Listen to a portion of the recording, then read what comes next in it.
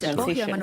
All in our a Finnish university in France. program And will be second turned time, into English through some the years ago, I Interprefy was application. in We the also have a university in chat France. application. First and time to the after chat. the single market. First time before Jacques Delors, second time after Jacques Delors. And I can tell you the difference is the following one. In the first period, in the 70s, we were a family of Italian people, immigrants in France, in Alsace. We were an Italian family of immigrants in Alsace. Last time, 5 years ago, 7 years ago, we were a family of European Welcome citizens to listen choosing to to the live in discussion Paris and on not to the live in EU's Brussels. future direction from the I perspective tell of you, cities. it makes the The difference. aim is And the to single hear market is not the just voice of competitiveness, cities is life. in the EU discourse and mostly what the cities need from the EU. And we are particularly focusing on the financial needs. We have Thank you very much, Mr. the Letta, for your inspiring words and Turku the Southwest message Finland of EU connectivity office, and feeling connected organizing this in together Europe. with the Association I of think, Finnish Local unfortunately, we Regional don't have Authorities. time for audience questions at this time, but I hope that you will stay We now tonight heard here and what with the us in topic Turku, and of if you have the today chance this to talk to session people and is the answer EU's their future questions, I direction think from the perspective of people cities. found your remark very My name intriguing. is Sara Nutio-Kulona. I'm the So head thank of you, office at thank you Turku again, Southwest Enrico Thank you. Letta, very in much. the EU office, and I'm here together with my colleague. Hello, Ilari Havukainen, head of Brussels Hyvät Eurooppa-foorumin from the osallistujat, Association of näin on Finnish Local saatu tämä 3 Authorities. päivää Then käyntiin. Lämmin kiitos osallistumisestanne tähän avajaisohjelmaan. And we Me are pidämme also nyt going to 5 hear minuutin about tauon these tällä lavalla, objectives jonka with jälkeen regard to jatkamme EU lääketeollisuuden implementation. talous- ja investoinnit We also have two strategisen excellent autonomian panelists ytimessä here paneelilla. today. Samaan aikaan tuolla lämpiössä We keskustellaan have kaupunkiasiaa women Suomen here who Kuntaliiton are very well kanssa, aware of ja Sopukka lavalla policies. alkaa First we puolelta have vihreän Pia Elo siirtymän here. ohjelma She's the deputy Kiinteistöliiton mayor toimesta. for the Kahvi on city of auki Turku alakerrassa ja viides näyttämö tarjoilee sitten myös 2021. lounasta. And she's Nähdään tällä lavalla mostly hetken kuluttua. responsible for Kiitos paljon kaikille. education. She's also been since 2008 in the city council and the chairman of the council for the Social Democrats. And Pia is very keen on children, the environment, welfare society and such matters. So you're very warmly welcome, Pia. Thank you. We also have here Mari Vaattavaara. She's the professor of the Helsinki Institute of Urban and Regional Studies at the University of Helsinki. And her studies focus on immigration and housing policies, for example. And she's been involved in many large European research projects and will start a new multinational Sunset doctoral program. Welcome, Mari. Thank you. And as you can see, we had an unfortunate last-minute cancellation. So Ms. Li Andersson is unfortunately not able to join us today, and we're sorry about that. But I'm sure that Pia and Mari can pull this through just fine. And I want to get your attention for possibilities to ask questions in the modern way. You can use the app here, or you can also, of course, ask questions live here later on towards the end of this session.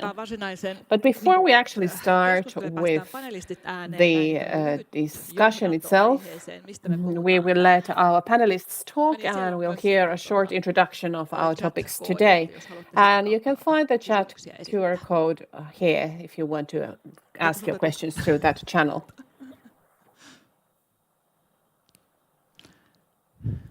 Saataisiko dia näkyviin sieltä? We're waiting for the slides to appear. Meillä ei toimi täällä tekniikkana. Pieniä teknisiä We have haasteita. some technical challenges, but we can see it now. And is it up there in the big screen? Yes. Kiitos. Thank you. Me ollaan Kuntaliitossa tehty tänä keväänä tämmöinen So selvitys, in jossa the tutkittiin Association sitä, miten se EU oikein näkyy siellä of Finnish local and regional authorities, the Kuntaliitto, we have carried out a survey arkipäiväisessä on poliittisessa työssä, how mitä the meidän EU luottamushenkilöt, is hallitukset, visible in our kunnanvaltuustot daily tekee. decision making in Tästä municipalities and selvityksestä towns. poimittiin 20 And in this kaupungin ja survey, kunnan we hallitusten had esityslistoilta the ihan suoraan kytköksiä agendas siihen, from mitkä 20 asiat voisi liittyä EU:hun ja EU:n päätöksentekoon. different municipalities or Sieltä paljastui cities 1000 asiallisesta kohdasta, että and studied 45% in which of these niistä topics asioista, joita related to nämä the EU 20 decision making. And we valittua found out that kuntakaupunkia käsittelee 45% hallituksessa, of niin these johtaa issues yleensä under suoraan decision EU-päätöksentekoon. derive Hyvänä straight from esimerkkinä tähän the sit lisäksi EU. voin sanoa, että As a Helsingin good example, kohdalla I can say tietyissä that asioissa tuolla when it comes to kaupunkiympäristön puolella Helsinki, jopa particularly in the 76% urban environment side, it was as high as sisällöistä ovat ihan 76% of the suoraan content they siihen discussed that was EU-kuvioon sillä directly tavalla, linked että to the ne EU päätökset koskevat asioita, joissa EUlla on in joko suoraan that jaettua the decisions toimivaltaa either jäsenmaiden kanssa. had to do Ja with tämähän issues tarkoittaa myös that sitä, että valtava osa niistä in which EU has EU-päätöksistä competence siis toimeenpannaan either alone or myöskin täällä together Suomen with kunnissa ja the member kaupungissa. states. So, of course, it's Ja important to tietyllä remember tavalla that many of the EU tämä regulations yhteys on are olemassa myöskin monessa implemented muussa jäsenmaassa, ja in the pohjoismaalaiset Finnish yhteiskunnat, kun on hyvin municipalities. samanlaisia, niin muissa on tehty tämmöisiä The same tutkimuksia, happens, of course, in many other member states, and the Nordic vähän countries are very samantyyppiseen similar to each tulokseen. other, so they have ended up with Ja fairly kaupungeissa similar taas on results in their 17% surveys. And we have, of course, kansalaisista, joten tässä on tämä 75% of Europeans kaupunkipoliittinen living in kokonaiskuva, towns jota and pystytään cities, so we have this pureskelemaan. urban political big picture that we're going to dive into today. Jeps. Eli summa summarum. So, to sum ääntä things tulisi up, kuulostella paljon niin kuin we herkemmällä should korvalla myös be, niin kuin EU-tasolla, koska näillä niin kuin listening to päätöksillä the voice of on vaikutusta cities and towns more kaupunkien ja carefully sitten myöskin on the EU level, kansalaisten because these ihan jokapäiväiseen decisions elämään. that the EU makes have a Mutta mitä direct kaupungit impact sitten on the tahtovat city dwellers. EUlta? What do Laitatko cities then seuraavan want tiedon? from the EU? If you can show Eli the next Eurocities, slide, joka on tämmöinen please. isojen eurooppalaisten So, kaupunkien verkosto, joka Eurocities, which is a big edustaa network of yhteensä yli European 200 kaupunkia 28 cities Euroopan representing maasta. over Meillä on Suomessa 200 kuusi cities isointa kaupunkia. from a number of Eurocities European tekee tämmöisen countries. vuosittain kyselyn Eurocities kaupungin carries out an annual survey Ja with jossa mayors tarkastellaan muun muassa kaupunginjohtajien prioriteetteja, and rahoitustarpeita looking sekä into toiveita komissiolle. mayors' priorities, financial Ja needs, tässä and nähdään nyt hopes niinku tämän for the tämänvuotisen Commission. kyselyn And in vastauksia, ja se osoittaa the selkeästi, että niin kun results of this kaupunginjohtajien year's survey, we can clearly see that the number one priority of city mayors throughout Europe is the climate change, fighting it and adjusting to it. This also shows that other priorities such as social inclusion and affordable housing are clearly on the second and third places, so the percentages are very clear. On one hand, it is quite understandable because the climate change affects many sectors in the activities of towns, energy, infrastructure, green areas, water management, No, mutta you mitä name it. kaupunginjohtajat sitten toivoo EUlta? So what do mayors and seuraavan dian. city managers want from the EU then? Tai siis oikeastaan aivan erityisesti vielä tarkemmin, että mille sektorille And to be more kaupunginjohtajat precise, haluaisivat for tai which tarvitsisivat eniten sectors the EU-rahoitusta. mayors would require the Tässä most nähdään EU ykkösenä funding. on And we can ilmastonmuutos ja see here that energiasiirtymä, number one kakkosena is kestävä kaupunkien liikkuminen climate ja change and energy kolmantena transition kohtuuhintainen and urban mobility is Nämä the on ihan second one, selkeä and kolme affordable tärkeää. housing is the number three. So this is the Vaikka tämä on ihan niin kuin pintaraapasu three näistä most niin important kyselyn ones quite clearly. tuloksista, And niin se no, antaa this is kuitenkin just selkeän kuvan scratching on the kaupunkien surface in tilasta. this survey. It shows a clear Eli sign of what ilmastonmuutos ja the cities vihreä want, siirtymä generally ovat speaking. So eurooppalaisten the climate kaupunkien change, the green ykkösprioriteetteja. transition are the number one Nämä priorities näkyy for myöskin European selkeästi cities. niin Kuntaliiton And kuin this is sitten clearly visible also in the studies and ennen EU-vaaleja. objectives published by Ja the Association of Finnish local and regional authorities, for example. And the green transition has benefited cities such as Turku that are ambitious in their climate efforts. I thought we could start with a more general question. kyselyn tulokset niin kuin näyttää teille, oliko nämä yllättäviä, nämä If the results of the survey were surprising to you when we think about what the mayors responded, who wants to start? Well, I can start, and I can say that when we are formulating it like this, and when you look at what particularly was responded to, the responses show the discourse we're carrying out also nationally as well as within the cities on how each comment or presentation we make for any visitors, we of course raise our carbon neutrality and climate objectives. They have an important role in our program for the city management, but you can also see that they are important questions on the European level, and everybody needs to be able to respond to them. And many of these things are also linked to fighting against the climate change, where you wouldn't discuss mobility, for example, and adjusting to the climate change again has an impact on social inclusion and so on. So no, these responses were not surprising, and I'm just happy to see that it confirmed through a survey like this.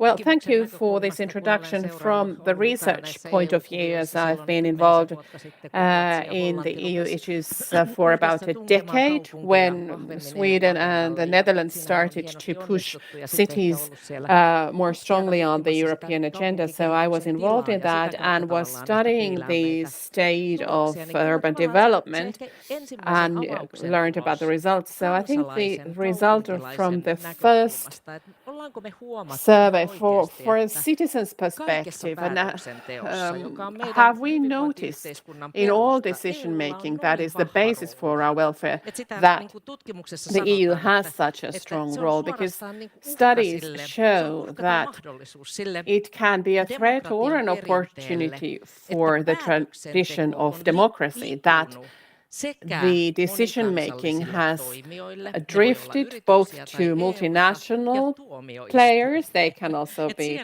corporations, and to courtrooms, where they all of a sudden now solve issues to do with our welfare and decision-making, the frameworks for these issues. So in that sense, I think this is an extremely important opportunity, and I hope after today, the management of Turku will take us even more rapidly towards Europe, because they are not minor things that the decisions have got frameworks from somewhere else. And another thing about these priorities, I wonder how come we here in Finland are not number one? If you have environment and social questions, there we are a welfare state, we should have all of these things in the best shape in the world, as we do, having to do with children, families, segregation. We have knowledge about them for decades, and if we think about nature,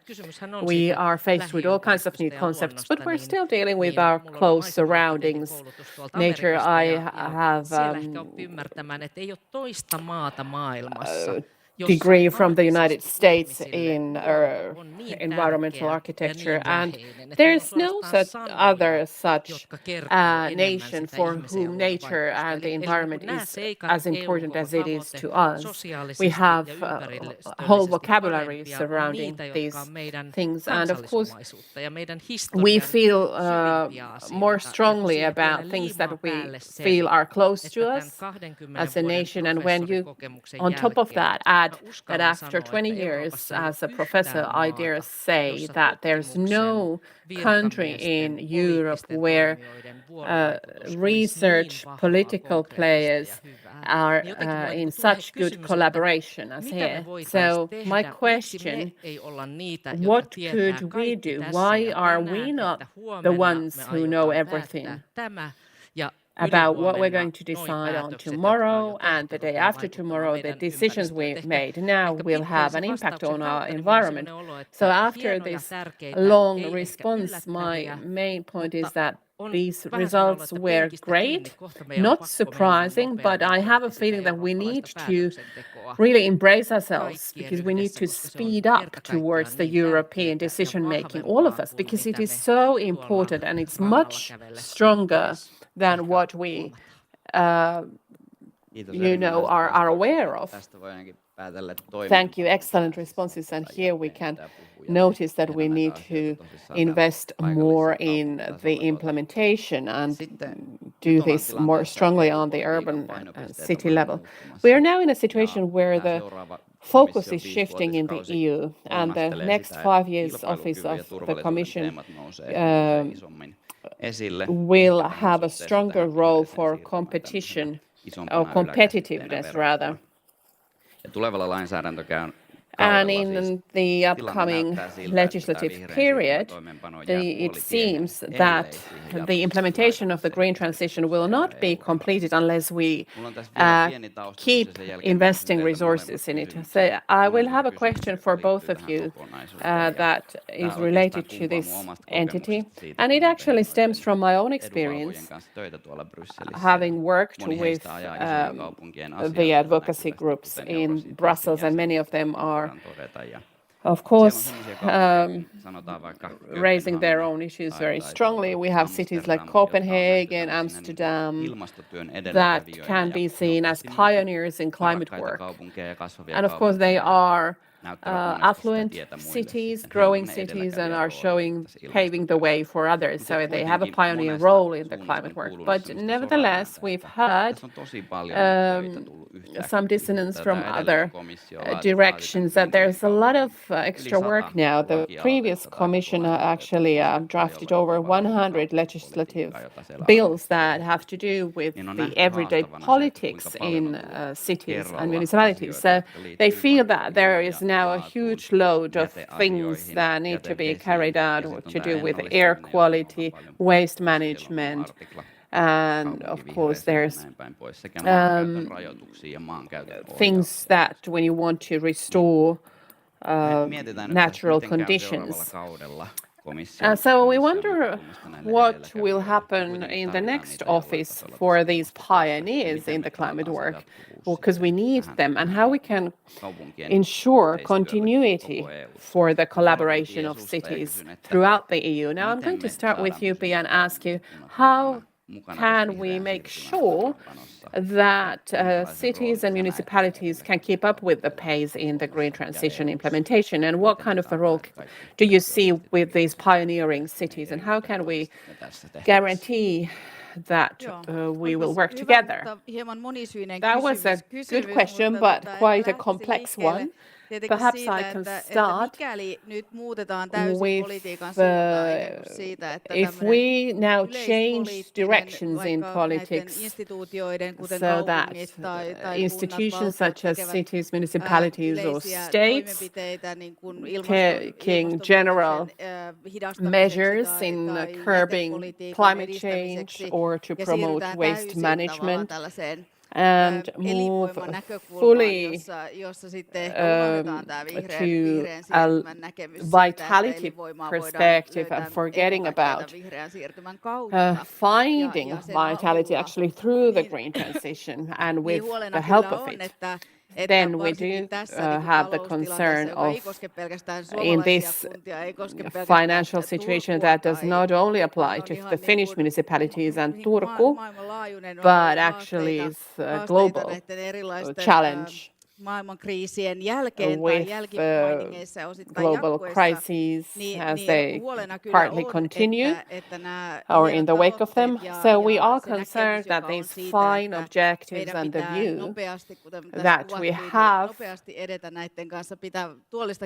to quickly move on with these efforts and objectives, we will have to drop them if we won't find funding for them and a longer time span for how to actually complete the reforms. I would like to call Turku as one of these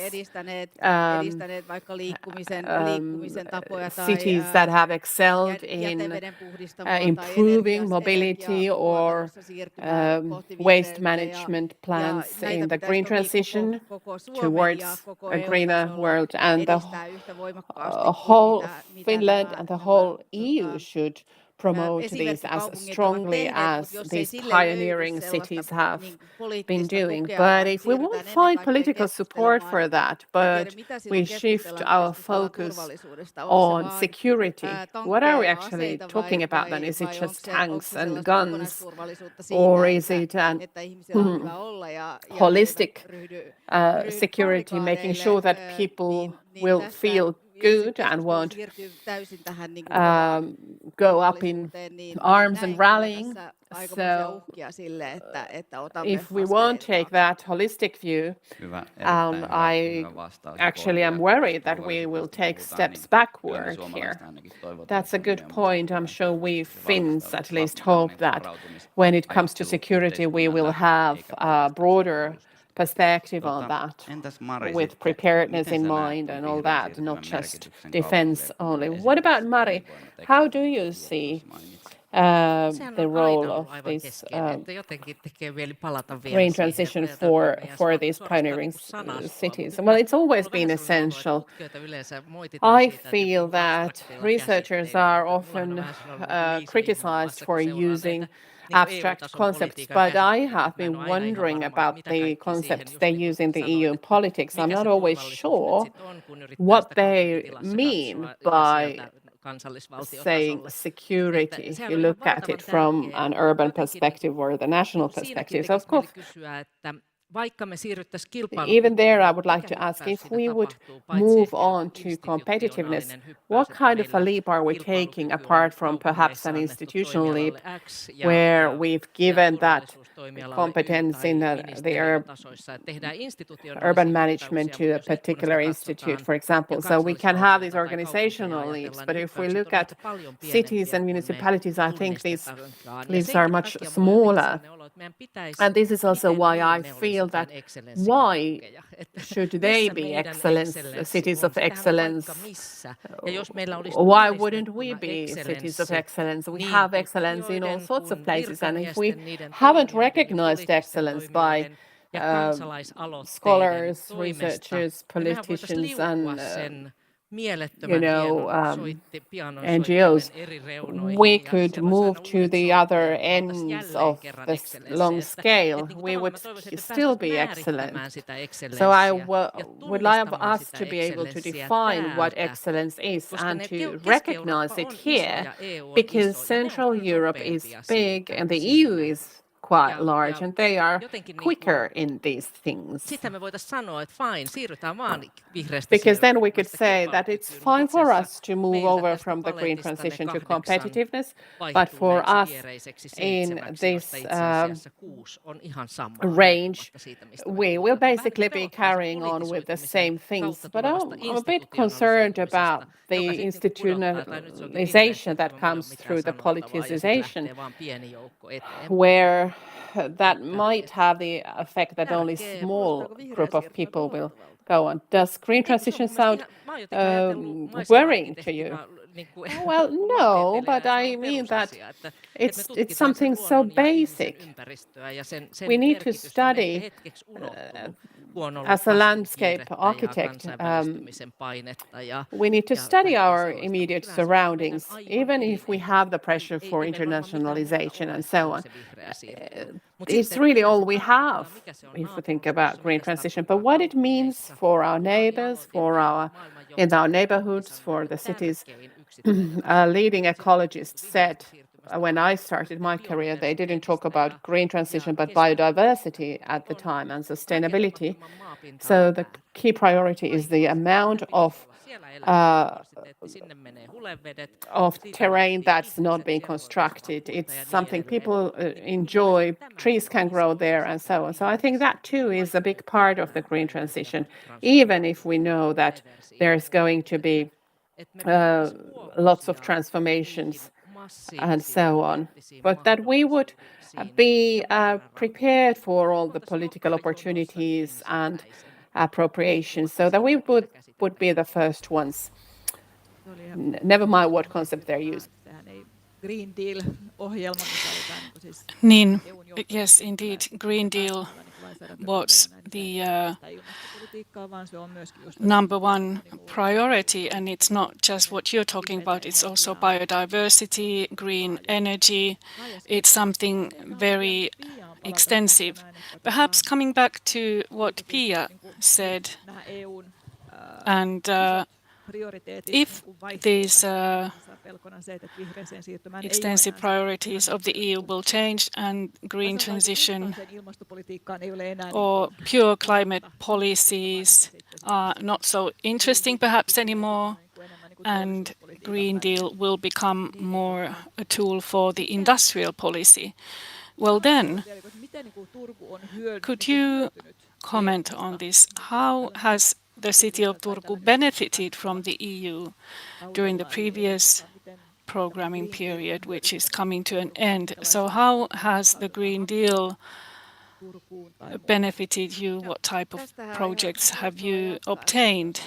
Well, this is a good way to continue because we have the biodiversity park funding from the EU, 4 million, so that bugs have a place to roam, flowers can grow, and it can be developed. So I think this is an excellent example in a way that we can show to people, to citizens, what can be done, have a discussion on biodiversity and maintaining biodiversity is the latest problems that we've had in the north of Finland, where we have been able to get funding, and also rainwater, runoff water, and I was mentioning the mussels in the north of Finland and the rainwater projects that we have in Turku, so that rainwater, runoff water will not enter the main waterways, which is very important. So these are very concrete projects where we've received EU funding, and of course we would hope to get funding for our transportation network, for sustainable transportation in the future. Yes, this was a good bridge to our next theme, city traffic, transportation. 91% of the city directors hope that the EU would give more support for. And we do know that urban traffic is on the rise. And in terms of reducing emissions, this has a very important role. Well, at the same time, we know that traffic emissions are the most problematic to tackle, and it's very difficult to change citizens' behavior in terms of traffic. The change happens on a long term. So EU climate objectives actually require, or they foresee, more funding for cities, for urban areas, in order to develop sustainable traffic. But at the same time, we know that the EU traffic infrastructure funding is something where only 22% is allocated to urban traffic. Pia, a question to you. What do you think, what could the EU do with the EU cities in order to improve urban transport? What sort of funding would be necessary for urban mobility? Yes, the CEF funding is very important here, where we could then have funding for starting railway projects in order to find more sustainable public transportation systems, not just by forcing people to use them, but to make them more attractive for people to use. And I think this is a very big part of this question, to get funding support for these projects. Of course, from the EU level, we have programs where Sustainable Urban Mobility Plan. we have Sustainable Urban Mobility Plan.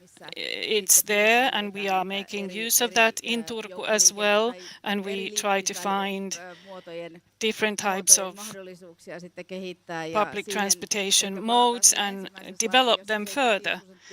And 75% of EU impact was mentioned in the first slide.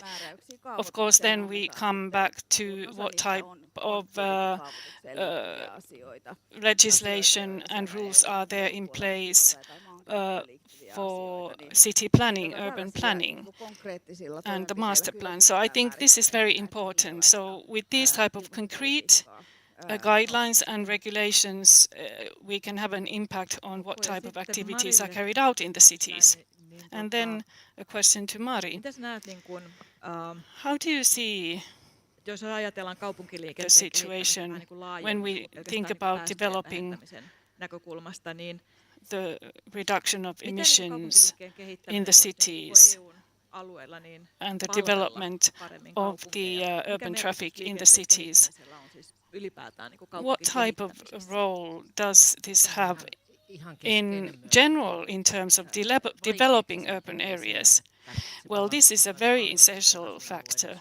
This has been investigated a lot in terms of land use planning, urban planning, to see what is happening in the cities and how do we recognize the cities, what they actually do. We do not actually know so much about cities in Finland. We wrote a book about cities in Finland, and we could see that actually there is no criteria for a city, the concept of city as such. Any municipality can call themselves a city, but then we have to try and analyze this. We did this analysis in our book. If we look at Helsinki, which is the biggest city in Finland, but when we look at the urban area, the city center area, there we have only 10% of the inhabitants living in that core city area of Helsinki. So we only have about 10 cities with this type of core centrals where people live. And this makes it quite difficult in city planning. And if we look at the city space, in our analysis, we were looking at this. We were looking at the width of streets. If we compare the streets to some boulevards in Unter den Linden in Berlin, for instance.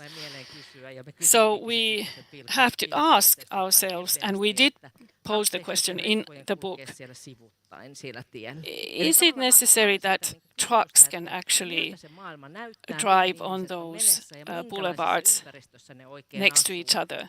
So we have to look at the city environment. In what type of city environment are people living in, and what type of decisions are necessary, not just to discuss that how can we get from point A to point B as fast as possible. But we have to think about moving mobility itself, the use of streets, not just as a way to get somewhere as fast as possible.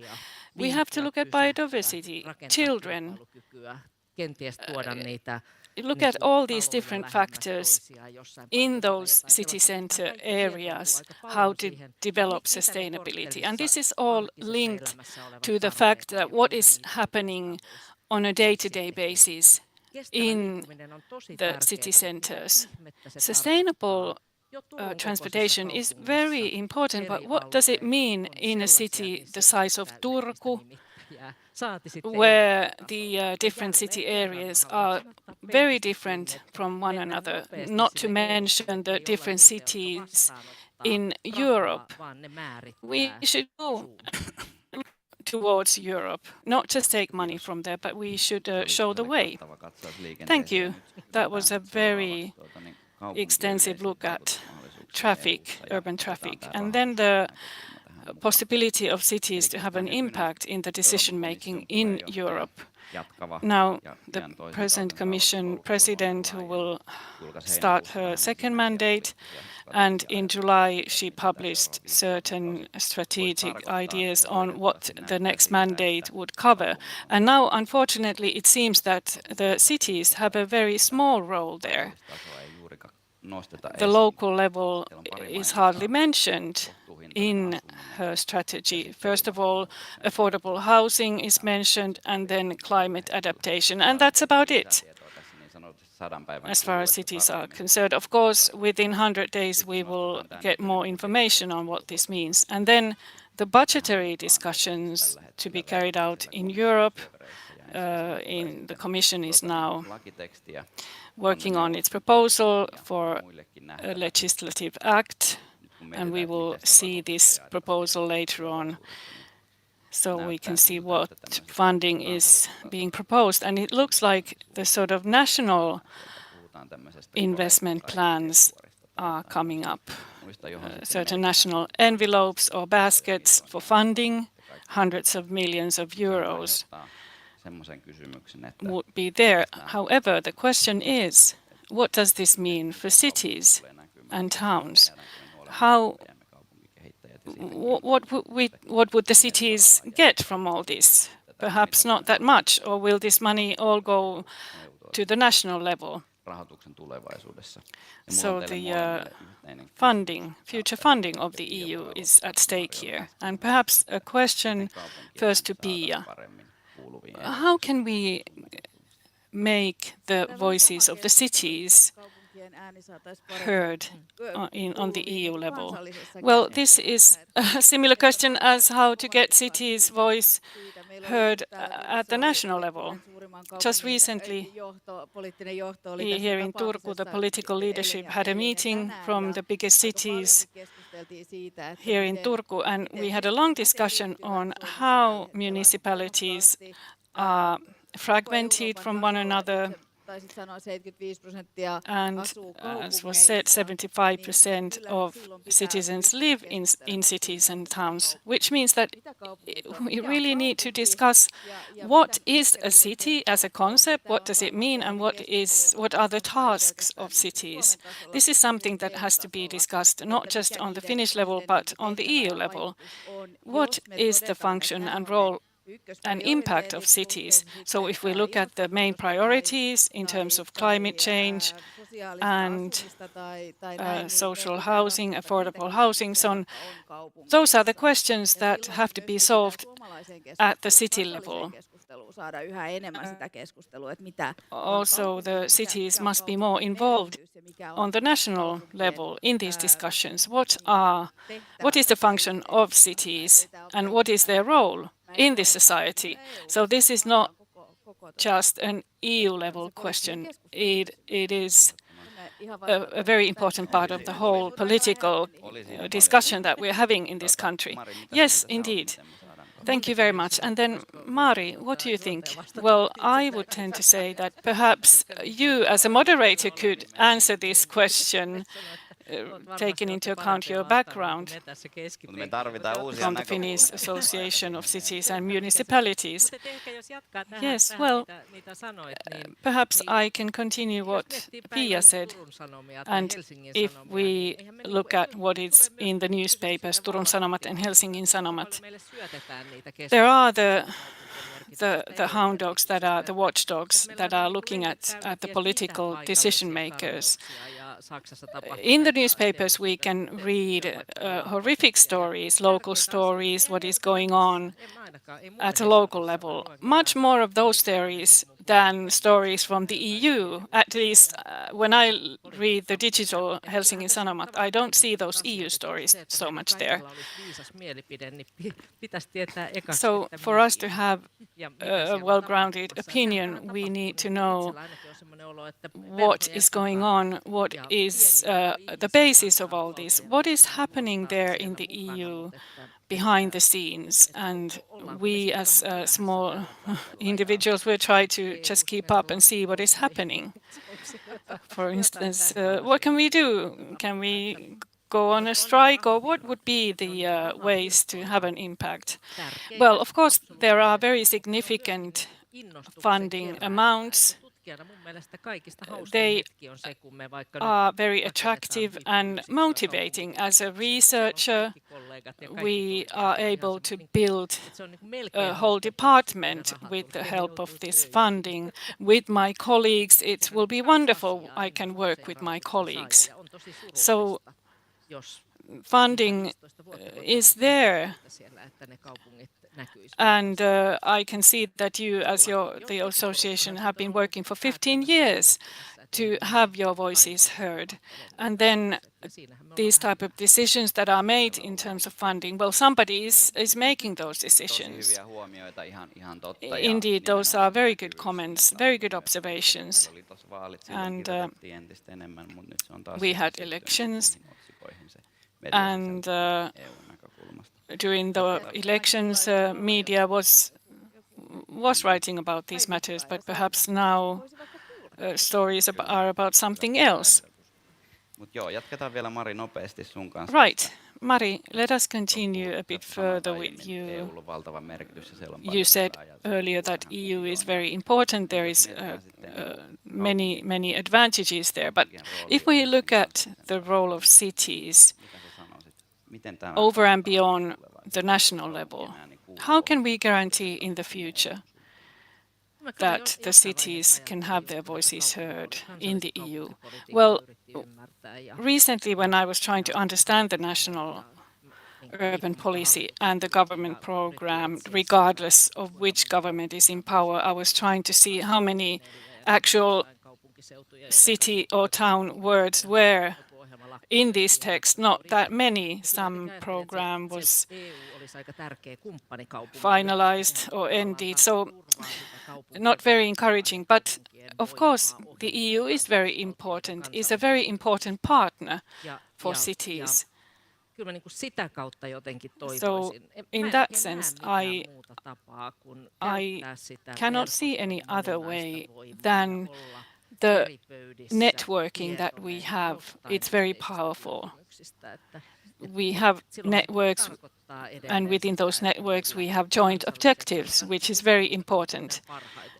For instance, research, which I know very well. I would wish that the Ministry of Education would mandate researchers to find information about what is going on in the EU, so that we're just now here discussing about the future of cities in the EU. Of course, we as researchers do what we have been mandated to do in our positions, but it's very important to make use of these networks.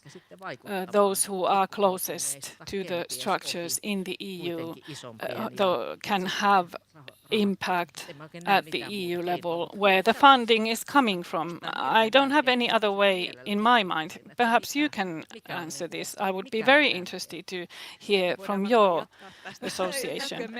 Well, perhaps we can continue with this after this panel discussion.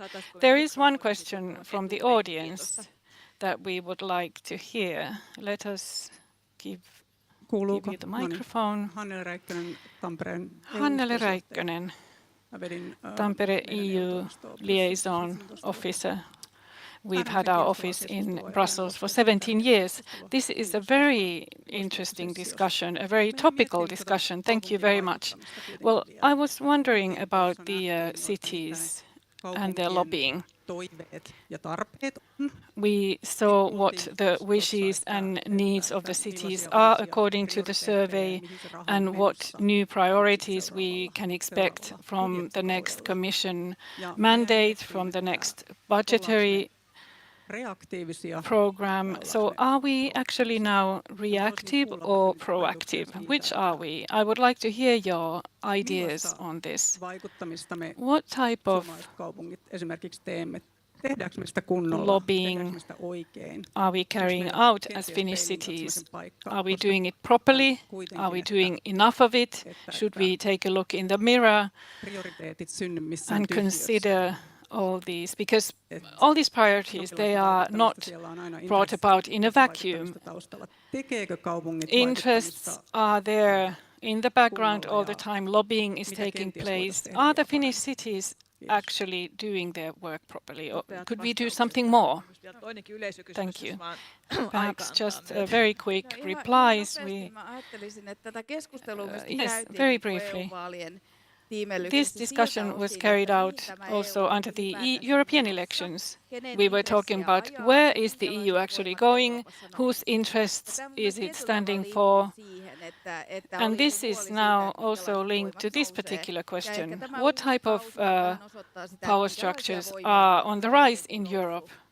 We have seen what has happened, and all that has an impact for the EU future. So this is a more extensive discussion, not just if the cities have been able to have an impact, but also what type of power structures are on the rise in Europe. Right, thank you. And then there's another question from the audience. Joo, hei, mä oon Petri Lahesmaa, Brysselin Petri turkulainen. Lahesmaa. Mä kysyn, että miksi te katsotte nyt asiaa I live in Brussels. sillä I'm from tavalla, että Turku. jos Ursula von der Leyenin politiikan Now, suuntaviivoissa if we on look at mainittu kaupunkeja, niin the kaupunkeja policy ei guidelines mainittu. from Ursula von der Leyen, you say that cities are not mentioned and then cities don't matter. Well, they do not mention nurses either. Do you then say that they are not important either? Well, there are certain policy sectors in the EU. For instance, product development, it's happening in the cities. Research is happening in the cities. And in those activities, cities have the most central role. So I think this is the perspective to take. Right, I think we're running out of time. Panelists, would you like to comment? I think that was an excellent question. Indeed, we have to start from the well-being of humans and nature, because otherwise we institutionalize things too far. We have to dismantle these institutions. We have to not just bring here to these discussions 5 individuals, 500 individuals to participate in this discussion is better. And then we can discuss the policy perspective. And this is especially important now because the political situation is fluctuating now a lot. It tends to be very windy from left to right. So therefore, it's indeed very important that we're not just at the mercy of political institutions. Rather, we should be there at the individual level. Thank you. Thank you very much. We've now used up all our time. I will then reply to these questions later on. Thank you very much for all the panelists. Thank you very much for Kuntaliitto and for the EU offices of Turku and Southwest Finland. Thank you. Now, the program will continue at 2 o'clock, 2 p.m. here, and in the meanwhile you have some minutes to grab some coffee, and then I'll see you here at 2 o'clock. Thank you.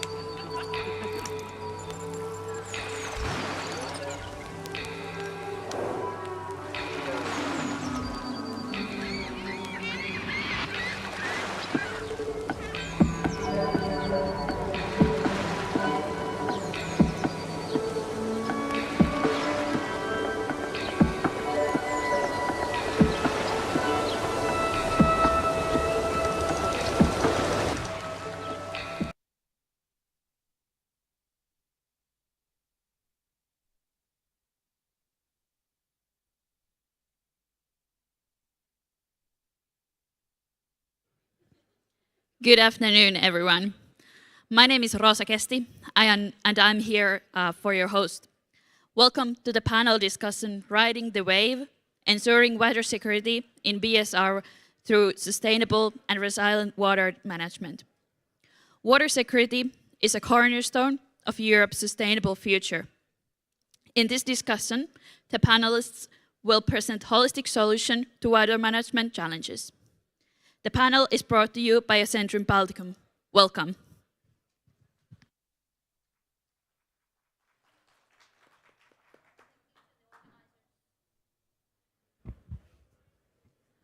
Can you hear my voice now? Okay, excellent, thank you. Thank you to the organizer for the short opening words, and on my behalf, of course, as well, welcome to discuss sustainable water management in the Baltic Sea region.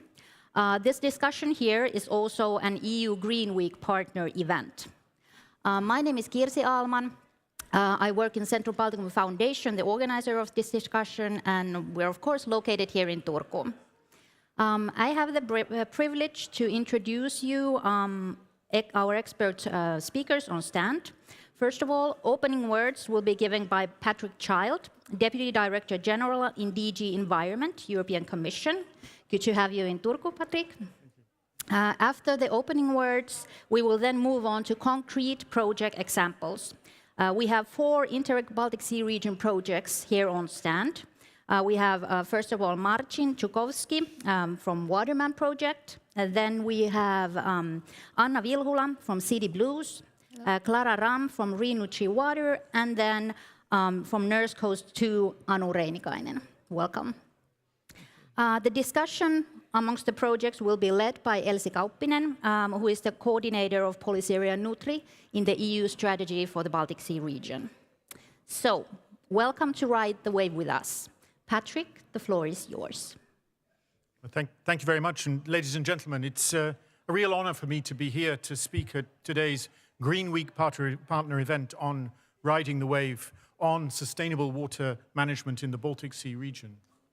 And this event, as part of the Europe Forum here in Turku, is a really good opportunity, a good platform for us to discuss the pressing issues ahead in managing our most vital resource, water. And as we face the intertwined crises of pollution, climate change, and biodiversity loss, effective water management is central to building a sustainable future. The initiatives that we're going to discuss today are vital for the well-being of our environment, our economies, and the health and prosperity of our citizens. And I want to address in these opening words 3 main topics. Firstly, the growing priority that we see on water resilience issues at a European level. Second, the need for us to go beyond the traditional legislative approach to draw on other policy instruments, in particular research and innovation, to make progress in this important area. And thirdly, to comment briefly on some of the really excellent initiatives that I know are being undertaken, some of them with EU support, in the Baltic Sea region to address in particular nutrient recycling, and very much looking forward to hearing from the panel on some of these ideas. So my first point on the political priority of water. I mean, this is and will continue to be, I believe, a very central focus of the European Union's political agenda. I don't think that we can overstate the importance of effectively managing water resources, especially as we see the growing evidence of climate change impacting across the European Union. Recent data from the World Meteorological Organization has highlighted increasingly erratic hydrological cycles across Europe, with the past 6 years experiencing unprecedented droughts, causing up to 9 billion euros in annual economic damage in key sectors like agriculture, energy, and transport. The European Commission's recent European Climate Risk Assessment warns that Europe is warming 3 times faster than any other continent in the world, with potential damages escalating to 40 billion euros annually in some of the more extreme scenarios. And so it's not surprising that these alarming trends have led to a strong surge in political attention on water management across the European Union. The European Council, Europe's leaders, recently adopted strategic agenda for 2024 to 2019, underlined the need for strengthened water resilience throughout the Union. We've seen similar support and initiatives from the European Parliament calling for a comprehensive EU water strategy and increased funding to support the work we're doing in these areas, as well as initiatives coming from the European Economic and Social Committee and the Committee of the Regions, calling for a comprehensive package of opinions on water security and sustainability. At an international level, in the global debate, water is also gaining more attention. The European Union made a very significant contribution to the recent UN Water Conference in 2023 to urge us all to become water resilient by 2050. And during the presidency of the G7 group of most advanced nations, Italy set up a water coalition with the support of all G7 members to enhance global cooperation and generate stronger political momentum for water initiatives worldwide. And I think that this international mobilization reflects the growing recognition that water is not just a local or regional issue, but one that requires coordinated efforts and innovative solutions on a global scale. And I should also stress that the water crisis we face today is not only the result of climate change, even if climate change puts the debate into a stronger political focus. It is also driven by unsustainable water management practices, overexploitation of resources, pollution, and the degradation of ecosystems that sustain the water cycle. Under the European Green Deal, the flagship policy of the mandate of the past European Commission, significant new legislative measures have been adopted to promote water resilience, including a law on nature restoration, new rules on treatment of urban wastewater, revision of the Drinking Water Directive, and a direct regulation on water reuse. These frameworks aim to restore ecosystems, enhance water treatment, reduce wastage, and facilitate the safe reuse of water in agriculture. In addition, the Industrial Emissions Directive has introduced new requirements to reduce water pollution and improve water efficiency in industrial processes. And so while these very important legislative improvements we hope will have a very strong impact, their success, of course, hinges on effective implementation in all our member states. And this requires the mobilization of all available European Union and national policies and financial instruments to support strategies to deliver on our common agenda. And in this context, I would encourage all cities and regions to engage in EU initiatives like the Green City Accord, our missions under the Horizon Europe Research and Innovation Framework Programme on water and oceans, climate adaptation, and the city's mission, of which I am the mission manager. I think together, working with authorities at all levels of governance, we can make the Green Deal a tangible reality at the local level and thus ensure a secure and sustainable future for all. The recent political guidelines presented by President-elect Ursula von der Leyen emphasize the need to strengthen further Europe's water security. And a key component of this strategy will be the adoption of a new European water resilience strategy focusing on effective water management, addressing water security, and enhancing Europe's competitive and innovative edge in the global water industry. We hope that the strategy will also adopt a circular economy approach to water management, ensuring that we build long-term resilience while addressing immediate challenges. And as we sort of think about the range of policy instruments that we're going to need in order to rise to the challenge of water resilience, I would like in particular, and this is my second main point, to highlight the importance of technology, innovation, and investment. Technology and innovation, we think, will play an increasingly critical role in efforts to adapt to climate change and to manage water resources more effectively. And the good news is that Europe has, for a long time, been a leader in water-related technologies, holding something like 40% of global patents in this field. However, to meet the challenges ahead, we need to accelerate innovation, particularly in areas that leverage things like big data, artificial intelligence, and advanced wastewater management technologies. These technologies are becoming increasingly necessary, especially for tackling complex pollutants like pharmaceuticals and micropollutants, including the so-called forever chemicals, PFAS.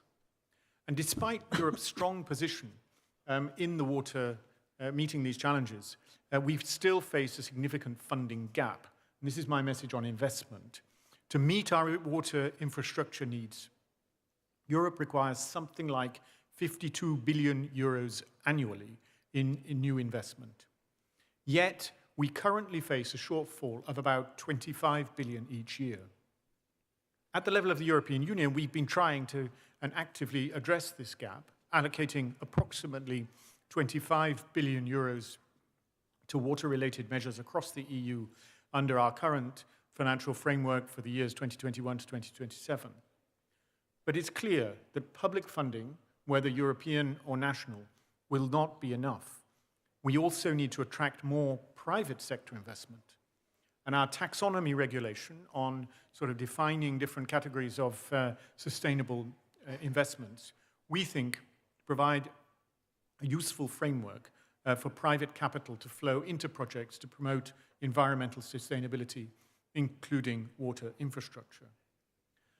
But of course, as well as increasing the amount of money we have available, it's important that we make sure we make most effective use of the money that we already have. And here I'm talking about also through programs like the Interreg program under the European Union structural funds.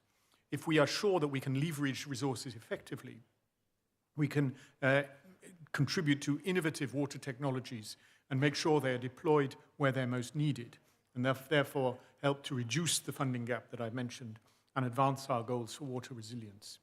And so in this context, I think this platform, this discussion we're having today around specifically what we're able to do through programs like Interreg to support nutrient recycling and eutrophication in the Baltic Sea is a great moment of opportunity. Nutrient recycling for us is a key component of the broader discussion and efforts that we're making at European level to promote the circular economy, and we believe is vitally important in also addressing the very acute eutrophication issues plaguing the Baltic Sea region. Unfortunately, the Baltic Sea is one of the most eutrophic marine areas in the world, with nutrient production, primarily from agriculture, posing significant threats to marine ecosystems.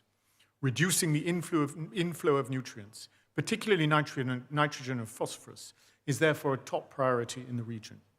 And I think the European Union has long recognized the importance of nutrient recycling, since this also very much aligns with our international commitments under the COP15 Convention on Biological Diversity, where we pledged to reduce nutrient losses and thus boost recycling by 50% by 2030.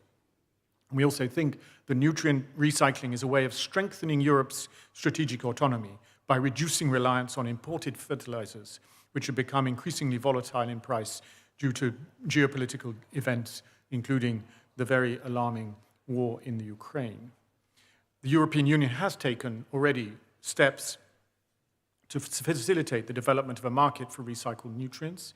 The Fertilizing Products Regulation adopted in 2019 created an internal market to fertilizers containing materials recovered from various organic streams, promoting circularity and adding value to the European fertilizer market.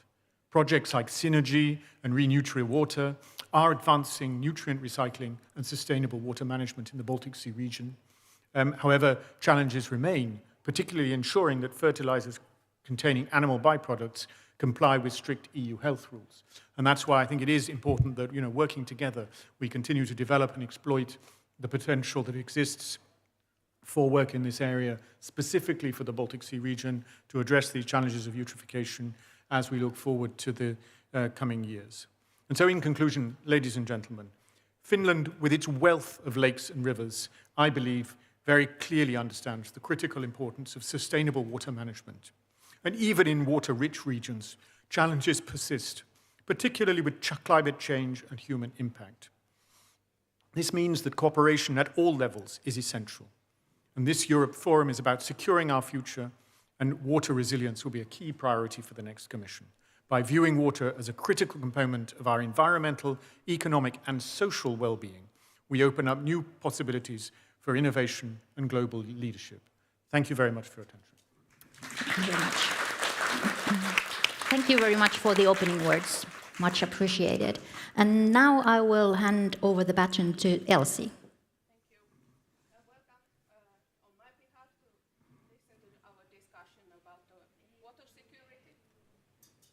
Cannot hear you.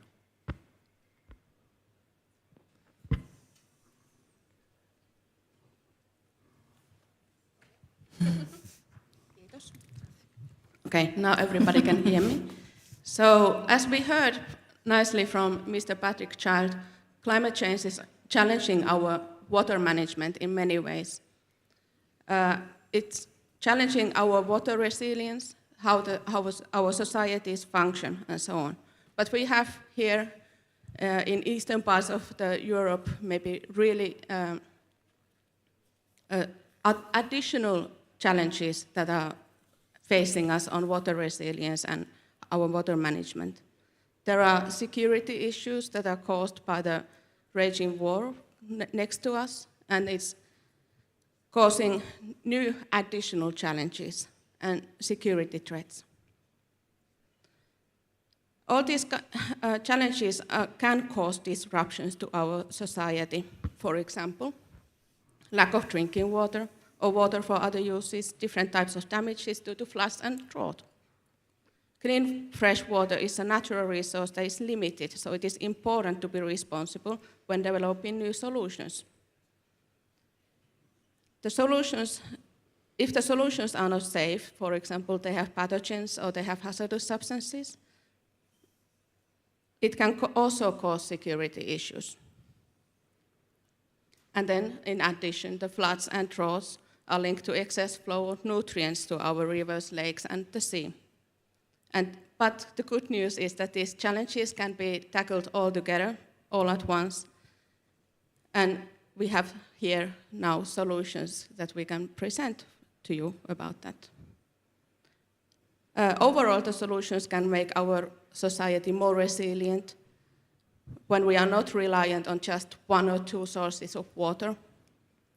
And then we are not also that vulnerable to different kind of disruptions, for example, even from terrorism, war, or natural phenomena like severe drought. So the resilient society is based on safe and sufficient supply of critical materials like fresh water, and safety is also linked to being safe from floods. And we have now 4 projects that are joining us on the stage, and they are approaching this challenge from different point of views. So now, from Anna Vilhula from City Plus. Normally here in the northern parts of Europe, we think about floods when we think about climate change. And City Plus is taking that one step further, maybe. How would you describe the problem your project is trying to solve? Yes, it's true that climate change increases flooding and the amount of stormwater in cities. And that is something that we need to take care of. But also, at the same time, biodiversity is declining, and that is a huge problem too. So we can't just deal with water. We have to think about the whole picture, so to speak. And for example, in cities, invasive alien species, they are spreading, and at the same time, of course, they take space from our local species, and some of them are endangered. So that is something that we want to solve also in our project. And also what is problematic is that cities are growing. I noticed when I arrived to Turku, I came from Tampere, not so far away, but still I noticed that there's a lot of construction work. So obviously cities are growing and they take space from nature. So we have more and more construction and buildings all over and less space for nature. So City Plus is aiming at tackling these problems. What are the solutions you are developing? First of all, we think that we need a participatory approach. We need to take several stakeholders on board when we are developing these solutions, because one solution is not suitable for every place and every city. And then we also need this multifunctional approach. We think that therefore we have chosen nature-based solutions for handling stormwater in cities, and these so-called NBS or nature-based solutions, they are inspired by nature or even copied from nature, and they allow us to take into consideration several other aspects than just handling with the water. So we can, for example, build new floodplains or restore our streams while we are also looking at biodiversity. So, for example, in Tampere, in our pilot, we want to sort of get rid of all those invasive alien species that are in our park, where we are renovating the park, and then also bring there new species that are actually local species. So when we are replanting, we use local seeds and plants. They come from only within 5 kilometers of space. So, and also we think that we need to take other cities abroad as well. So it's something that we want to do here, that we are developing a guide for cities. So we hope that we make this use of nature-based solutions mainstream in cities. Nice. And next we have Anu Reinikainen from Nurse Coast 2. You have identified more vulnerable places within our region and other more water quality related issues that affect our societies. What are those, and what are the challenges those places are facing? Yes, so in the Nurse Coast project, we are focusing on the coastal touristic areas, and especially the small-scale wastewater treatment systems, because many of those places are in a sparsely populated area, so they are not part of the more centralized wastewater systems. And the problem is that during the summertime, so many tourists are coming to these areas, so the small-scale systems face a challenge with the wastewater loads. So we need to tackle, or we need to make sure that we have the sufficient capacity and efficiency to take care of the wastewater that is being generated during the summertime. But the problem is that during the wintertime, because there are not so many people, it's sufficient. So it's more about the seasonality that we need to tackle in this project. And what kind of solutions are you developing for those? Yes, so we are testing different technologies in 4 different regions: Finland, Denmark, Poland, and Latvia. So and those technologies include, for instance, nanobubble aeration, constructed wetlands, and package plants, or the combination of all those. So the idea is to learn from different regions, different solutions, because there, as you said, there's no one-fit-all solution to different regions. And then we are, of course, assessing those technologies and systems from the sustainability point of view. So we do the environmental, social, and economical assessments. And you know, the goal is eventually aim towards more local, sustainable water management, especially in the wastewater context. Thank you. And then we have Marcin Suchowski from Waterman Project. Climate change here up north is also causing drought, lack of water. And it's kind of a situation that we are not used to facing. So we are vulnerable in that regard. And usually we divide water to 2 categories: is drinkable water and wastewater. But you are challenging that perspective. So what is the problem? Yeah, the consequences of the privileged water supply and water use is that it's being challenged right now. We are facing droughts, we are facing climate change, we are facing increased demand on the fresh water, drinkable water, but still we are using the same groundwater and fresh surface water. We are using almost fresh water for everything, for every interactions.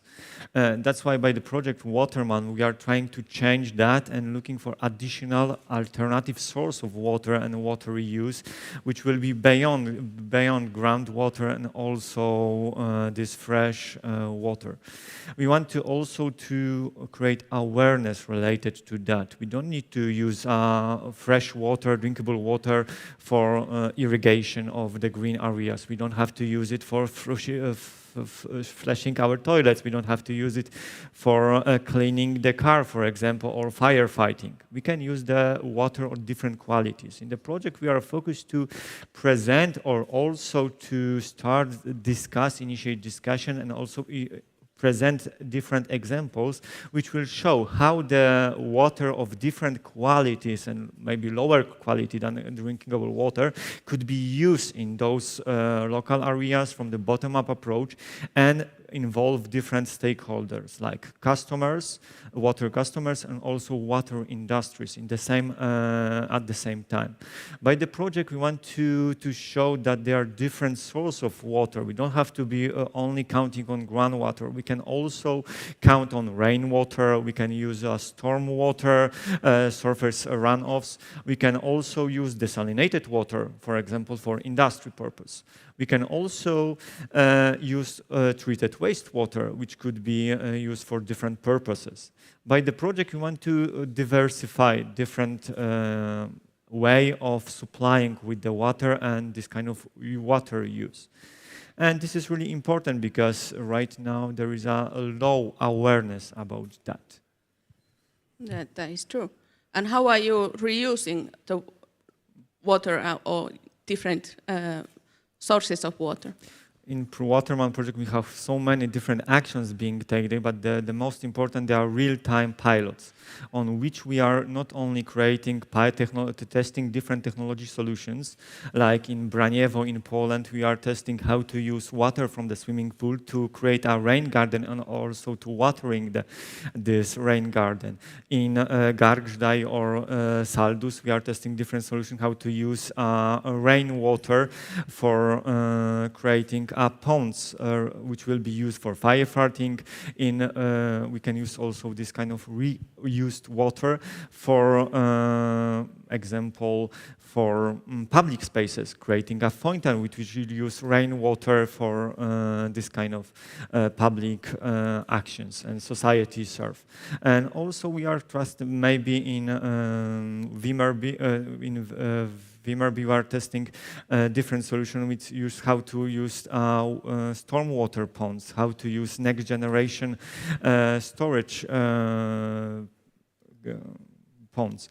And this could be only different examples. We can use wastewater, we can use rainwater, we can use different types of water with different quality than drinkable water.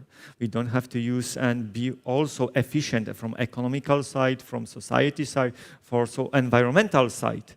Use the different qualities of water which will serve the local societies. And also, which is really important, to create awareness related to that, because this is a true problem to convince politicians, decision makers, to convince industry to use water reused from, and also to broaden the life water cycle with that, because we don't have to wait until the water from rainfall will change into groundwater and fresh rainwater. We can encourage our and make a diversify our resources of water, and also teach people how to do that. Thank you. So kind of circular economy also for the water. And then we have Clara Ram from Rhein-Nutri Water. Your project is approaching the water reuse from different perspective, from the kind of the endpoint perspective. What is the challenge you are facing? So I represent water and wastewater utilities, the Polish association, and our project just has born as an idea of water services. So how to manage drinking water and wastewater. On one hand, we have these drinking water resources, as Martin already mentioned, that we have drinking water which serve for a lot of purposes. For drinking, it's about 1%, maybe 2%.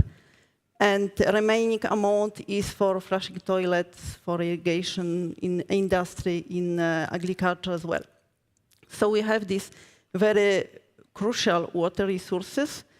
And we have this water in which a lot of human resources, energy, and obviously this natural water were put just to produce this high value drinking water. But it doesn't fit for everything. So it is not really an appropriate water, for example, for irrigating plants, because it's too less nutrients in it. So it is not an appropriate way to use this water quality, for example, for irrigating. So we want to produce fit-for-purpose water, the water that is dedicated for special applications. But on the other hand, we have wastewater treatment plants. So the plants that are no more linear, so it is a paradigm that they collect, treat, and discharge. It's no way like that now. So they are building circular economy solutions. So they became like biofactories, taking this wastewater from us, however, producing nutrients, removing micropollutants, but also recovering water, recovering heat, recovering biogas, recovering energy. So they became more circular. And our aim is really to produce this fit-for-purpose water from urban wastewater treatment plants. So we concentrate on urban wastewater just to produce fit-for-purpose water. And you are running pilots in your projects. What kind of pilots and what kind of solutions are you developing? So we will not solve all problems. We have only 3 years and we are 14 partners. However, we try to solve some problems. So the first issue is disinfection. How to disinfect water in an easy way, efficient way. So we are testing some technologies, very easy, like chlorination, like UV lamps, but also advanced oxidation, so more sophisticated, let's say, solutions, just to propose to plant operators how they can eliminate microbiology from this reclaimed water. The second project is concentrate on irrigating some selected lands in cities areas, so mainly it's just grass. And we irrigate this grass with this reclaimed water, comparing with demineralized water, with drinking water, with fertilizers, without fertilizer, just to see how this grass is growing. And the second pilot is happens in greenhouses. So we built 4 greenhouses in 4 cities. And we just growing corn, also irrigating them with our reclaimed water, but also with another waters like demi water or just drinking water. Just to compare what happens. And we are all testing water, soil, and plants. We will test plants also, just to check if there is no micropollution, for example, inside in the soil or in this water. And it is very important what Martin expressed, that we have to show our result to the public, to our target group, to share with them, to show them that it doesn't need to be very sophisticated and very complex and very difficult. We can just close very small local water cycles into the city or even in a discrete in a very small cities, because we have a lot of very small wastewater treatment plants. And closing this local water circuit is something that it's feasible, we can do it. And we have two more things, so risk analysis, just to show people that it must not be risky. And this YAC factor is very important, so how to also persuade people that it can be safe. And we also are elaborating some kind of handbook just to show how to start, how to show to municipalities, to small wastewater treatment plant operators, just to show them how they should start this issue with recovering water from the wastewater treatment plants. Thank you. Thank you for everybody for the interesting information on the new solutions that are being developed. Now we have heard about the city blues, how they are combating, taking the biodiversity into account and adapting to floods in cities. How Nurse Coast is addressing the coastal vulnerable areas and how they are facing additional pressure from high amount of tourists and how that affects wastewater treatment.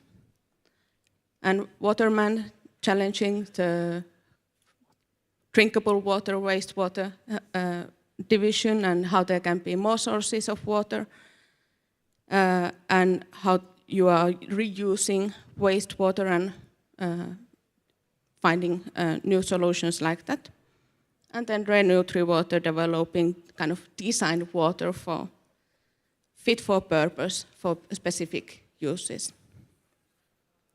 All these presented solutions can lead towards more resilient societies where biodiversity is taken into account in water management, and we have systems that protect us from floods and droughts, where we have new water sources and that are safe to use and that decrease our reliance on water resources that might get depleted during severe droughts. And when the water stays in circulation and the nutrients it contains are used for human needs instead of discharged into sea, we have even cleaner environment and a sea, hopefully, without algae blooms. Climate change and other environmental stresses will increase the difficulty for municipalities to cope with the challenges. And these projects presented will provide them with piloted and analyzed solutions and even concrete guidance in form of handbooks, for example. And those we will increase the sustainable water management in our whole region. Thank you. Yes, thank you to all the speakers. So at this point, we have a couple of minutes still left of our time, and I would like to invite any questions from the audience on site here or online. I think we have a mic somewhere here. We can circulate. Oh, Elsie has it. Yes. So anyone here on site? We have some colleagues here in the first row checking the online possible comments, questions.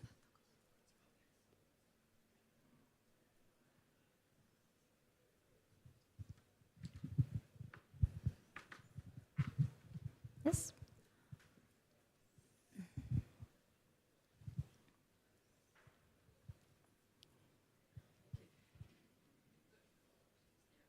Hello?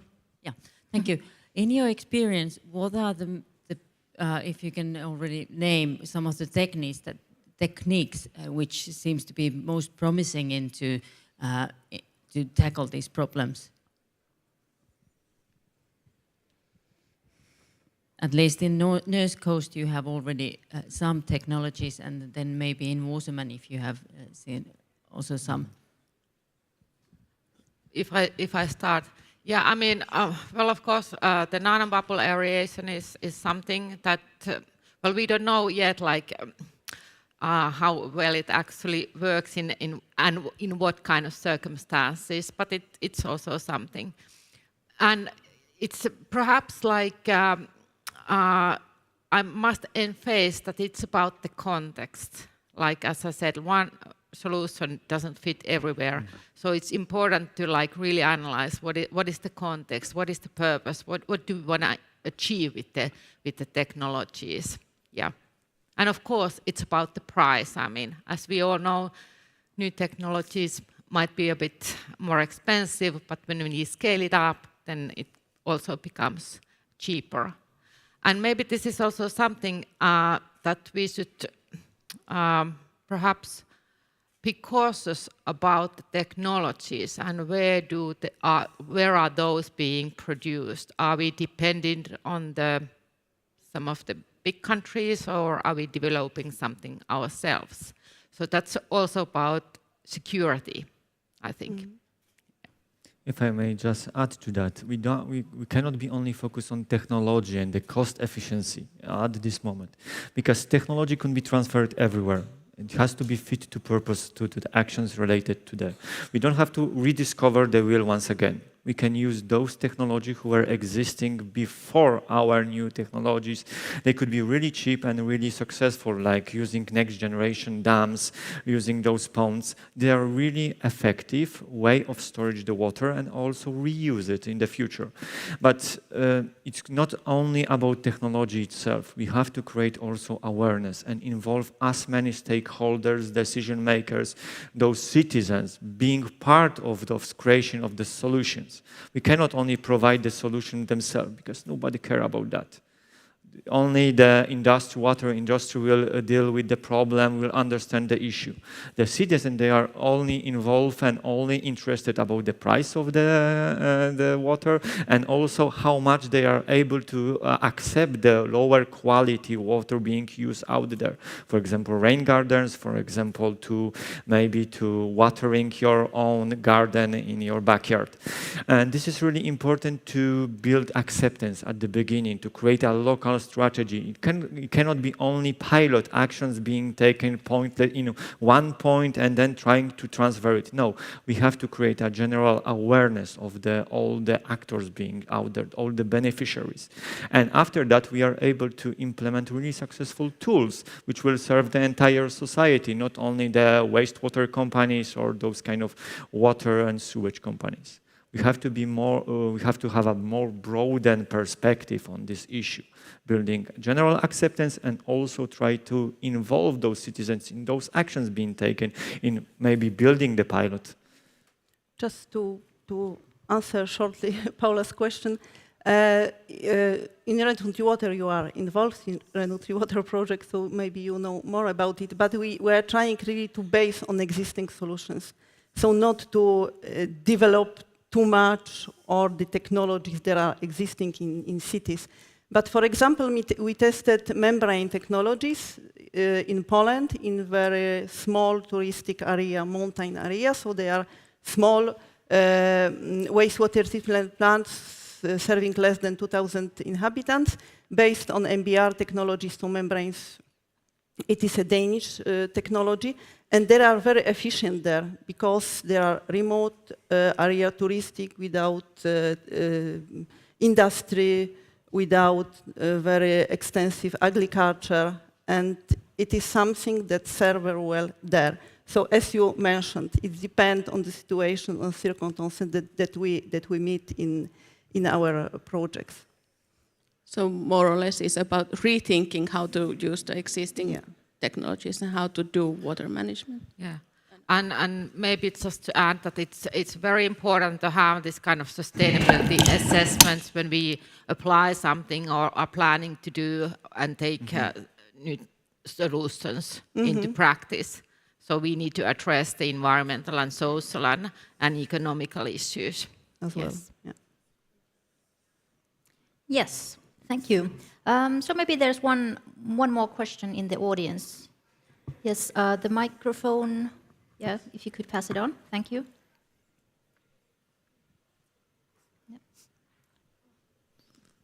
Jan Eringborg from the Commission representation in Helsinki.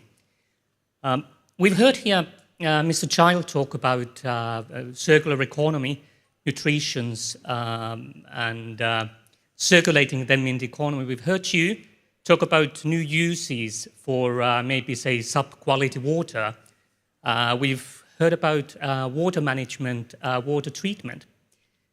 Do you see that wastewater, because of the nutritions, because of the components it includes, would one day turn into a valuable resource? Like what has happened to, say, solid waste in part, that solid waste is already sometimes so valuable that you don't need to pay for it being collected, because so much value can be extracted from it. Do you see this happening for wastewater? In my opinion, it's not as easy maybe as in solid waste. We're a bit following solid waste management issues because, for example, in the new directive we have extended producer responsibility, which is born in solid waste management. And I think that here we really have to manage costs. So in many solutions it is not feasible because still recovering and implementing circular economy is more costly than just linear take and use and dispose. So this is really challenging, how to manage costs and how to also in feasibility studies include environmental and social issues. So how to calculate, how to generate some value of water. We are really discussing a lot in my sector how to explain the value of water services. So it is challenging in my opinion. Maybe also safety of the yes. new resources that can be used needs to be still tackled a bit. And also building the way of acceptance by the public, how we can use, because this kind of policy transferring from waste into the resource is really nice policy, especially for the circular economy. But still, without acceptance, without proper feasibility studies for this kind of actions, we won't be successful on that. But maybe like in the way, when we're thinking about wastewater and leaking of the nutrients, of course we should like take them before they enter into the sea. So yes. And maybe we are like in general moving towards this zero waste thinking. So and that should be the goal, of course, when we are using resources. Thank you. Thank you for your participation, your attention. We must stop the discussion here, but the discussion, of course, can continue. The experts are here, and we have also produced you these little leaflets where you can find more information on the actual projects. All the projects can be found under the Interreg Baltic Sea Region Program web pages. So thank you to all. Thank you. Thank you very much to our wonderful panelists and the Centrum Balticum. Thank you. The cafe downstairs is open, so you can grab a bite there if you want. Kiitos osallistuneille. Ja seuraavaksi vuorossa täällä on Turun ilmastofoorumi, joka alkaa tällä lavalla kello 15. Next we have at 3 p.m. the Turku Climate Forum, so in about 15 minutes. Downstairs, coffee and snacks are available. Thank you and see you in 15 minutes.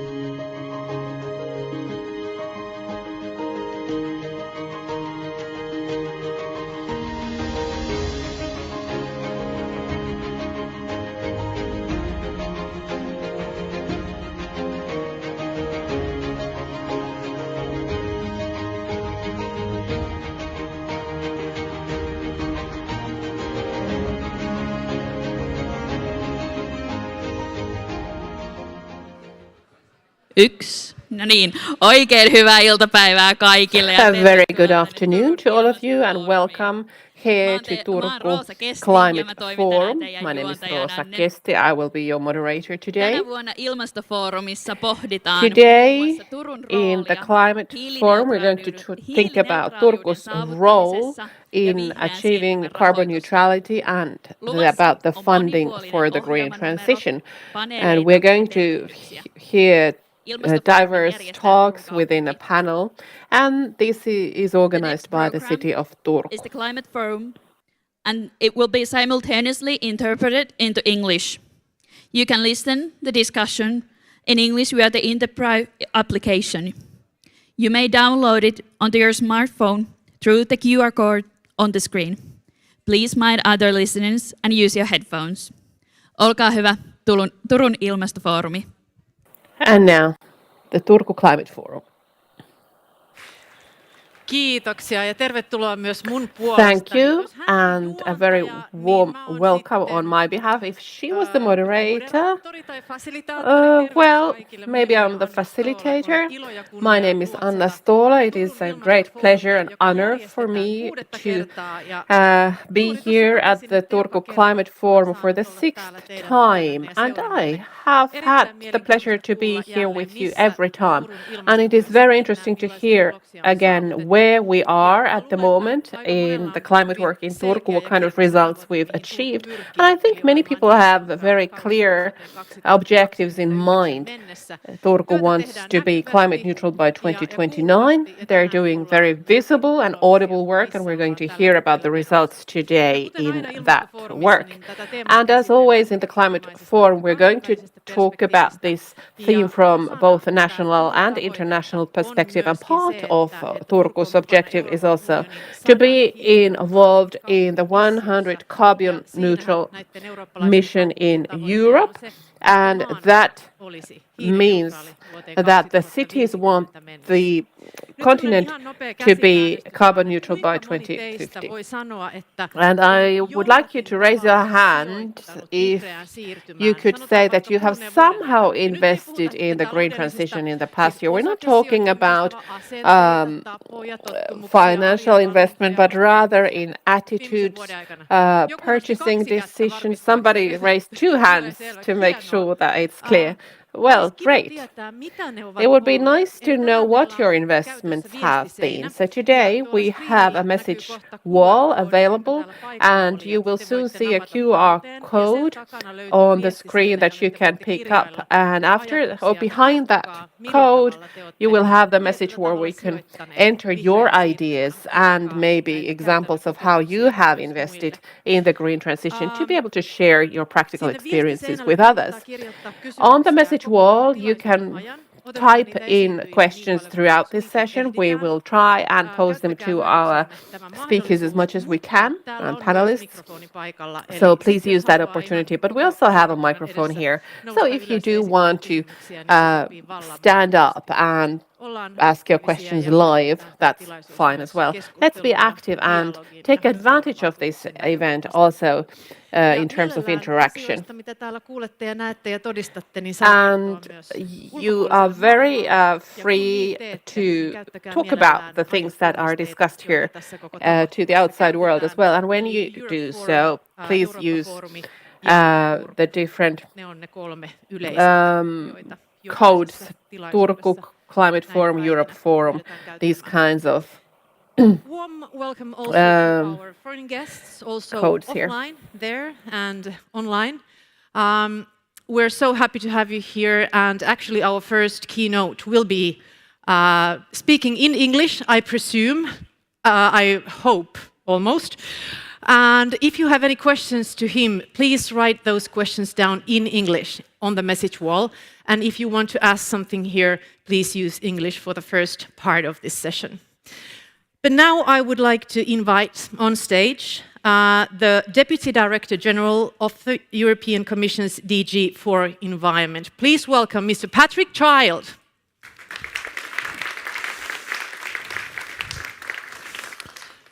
Well, thank you very much. And I think we should all be very grateful that I'm going to speak in English rather than Finnish.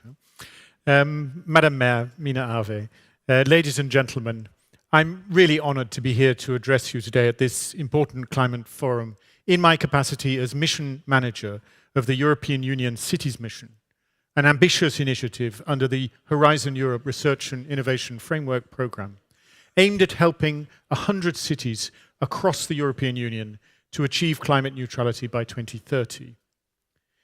The Cities Mission is not just a strategy, it's a bold, collective effort to transform our urban areas into hubs of innovation and sustainability.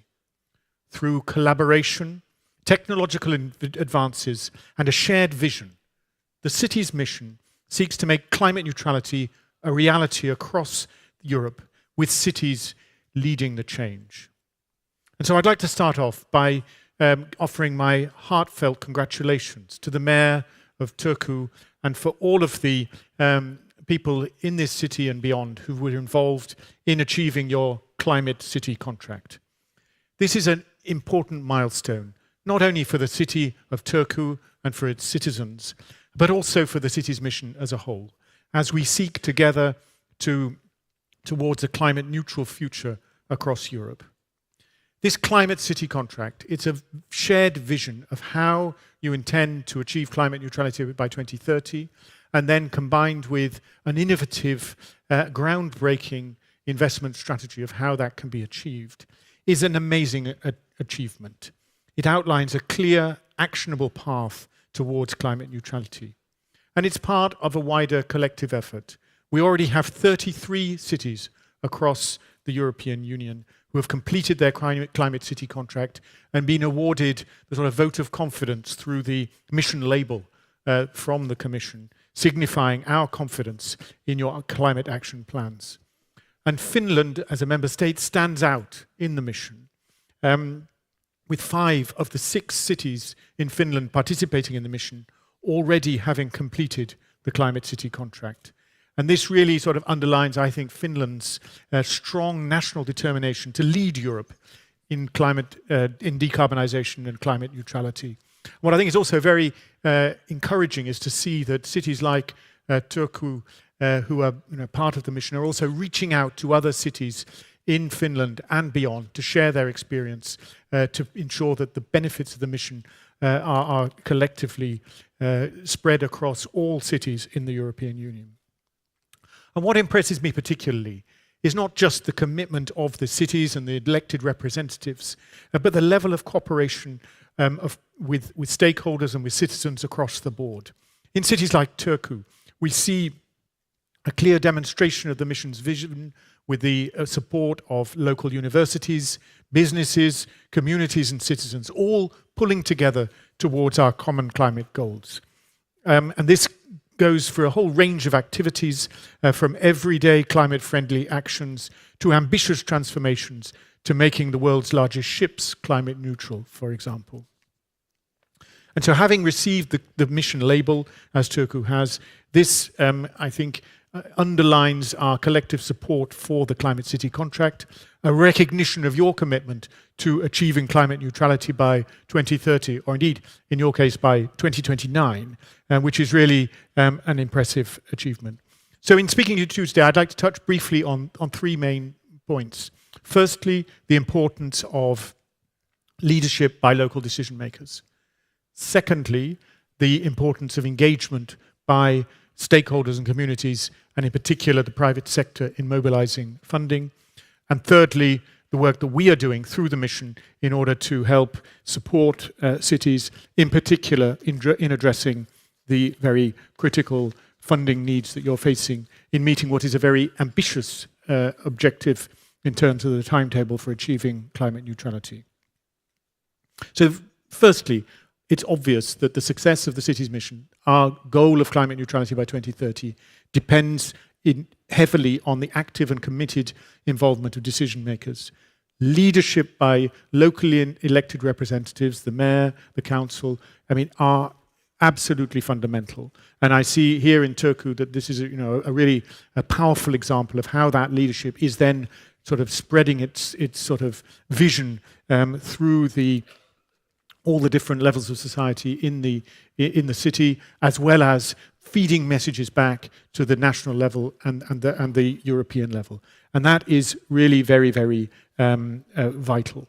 So I'm encouraged to see Turku having such clear, strong leadership, and I certainly believe that we should continue to work on the support that we can bring both through national networks. There's a very active and successful national network in Finland, as well as continued support at a European level, even as we face the uncertainties of the transition from the current mission mandate of the Commission to the next. My second message is the importance of stakeholders and the signatories and the sort of partners that you've developed in support of the Climate City contract. And there, as I've said, involving citizens, businesses, academic institutions, and civil society organizations. This is really the backbone. This is what makes the Climate City contract a reality in the community that you're living in. So the success that you've achieved in the Climate City contract of mobilizing all these different actors is fundamentally important. Not only in ensuring sort of collective ownership and a shared vision of where we want to go, but also in terms of the timetable that we're facing and the pressure to deliver, that if you've got people round the table designing the projects and helping to contribute to what we want to achieve, then they're much more ready to be able to step up and deliver and be part of the solution and find the funding. And I think that the efforts that cities like Turku have made and are continuing to make to reach out to all sectors of the community are really a good example for others to follow. We of course recognize that achieving the goals, and it's very clear from the investment strategy of the climate neutrality by 2030, will require a very, very significant part of private investment. And that's can come, of course, from partnerships with financial institutions, new innovative funding solutions like green bonds, but also incentives for local residents to invest in renovation and crowdfunding. And therefore, it's very encouraging to us to see how many companies are directly involved in the Climate City contracts, not just in Turku, but elsewhere, because we all know that businesses are crucial contributors to urban emissions and must be key partners in changing behavior. And I thought a really good example, we had an excellent conversation over lunch with the CEO of your the city energy company, just to see how closely they've been engaged in developing what's a really impressive track record of progress towards sustainable energy in this city. And the final thing I just want to talk about briefly is about funding. I mean, the message we've had from cities from the start is the importance of the mission serving as a sort of catalyst for additional investments, resources from different sources in order to help you develop and deliver the projects which are so urgently needed. And there we had a particular focus at our recent annual conference on the mission in Valencia a few weeks ago, where really we had a big focus on the sort of financing need as more and more cities reach the stage of having the label and really getting into the implementation phase. And we've launched a number of new initiatives. Firstly, a capital hub, a sort of group of experts who are working now with all the cities who have the mission label to help them identify new and innovative sources of funding in order to help deliver on these changes. We've also been developing very strongly our partnership with the European Investment Bank, giving them more resources, another 19 million euros to provide the sort of advisory services through things like Elena and Jasper's programs, for those familiar with that, but to work hand in hand with city administrations in order to help them develop bankable projects which then can be operational. And we're working more and more with the different departments across the European Commission, managing different funds from the Connecting Europe facility on energy and transport infrastructure, LIFE program in my own DG on environmental projects, and more with our regional and structural funds, as well as other programs, to make sure that as far as possible, the resources that we have of European level are focused on supporting actions through the mission in cities that are in the mission.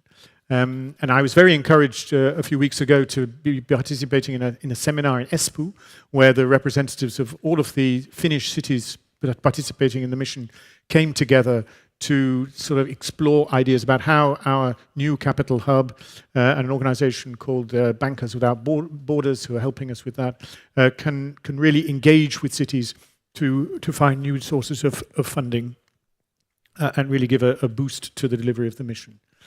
So look, in conclusion, and as we sort of think about the more general question in this climate forum of how to mobilize the necessary resources for cities to deliver on their climate goals, I believe that the cities mission has already made a significant difference in the way that cities in the mission are approaching their investment needs, in particular with the support we've given them to develop specific investment strategies. Through the work of the mission, we will continue to stand by you, support what you're doing, and I hope that together we will therefore be able to achieve, through a bottom-up mobilization at the local level, of what is vitally needed in terms of our climate goals for the benefit of Europe's citizens and beyond. So thank you very much.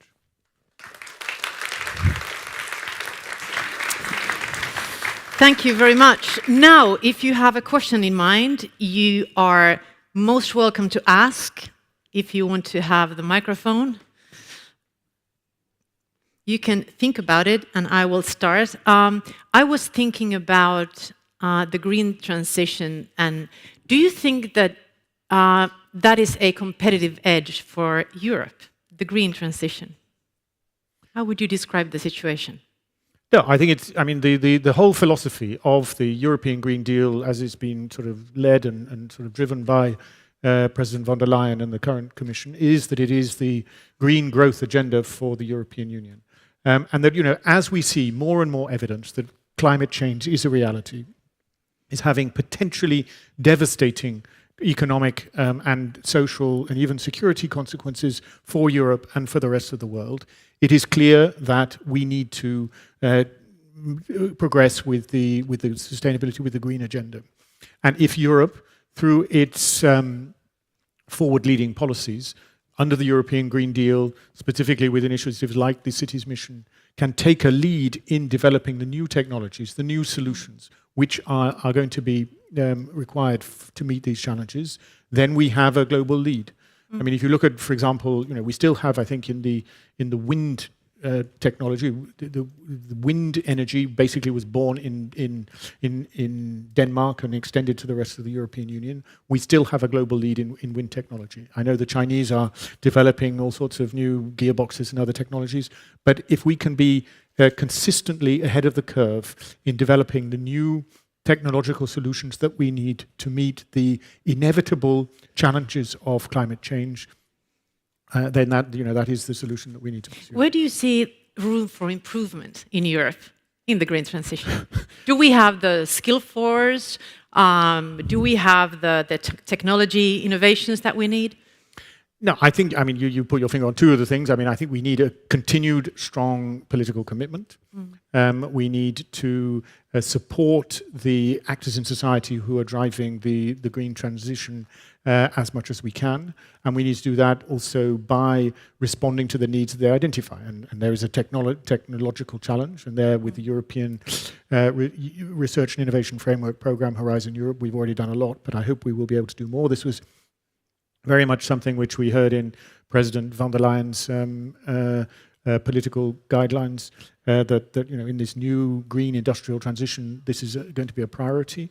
And I think that your point about skills is also very, very important. When I go around visiting cities in my role as mission manager and talking to them about what are the bottlenecks, often it's about finding the people who know enough about the new opportunities, the new technologies to be able to deploy them at scale, and that there's a real, sort of skills shortage, and therefore a very competitive market for the people that we have in Europe who know these things. But the good news is that it is in Europe that a lot of the sort of educational opportunities in these new sustainable green technologies is most present. So we need to keep working on that.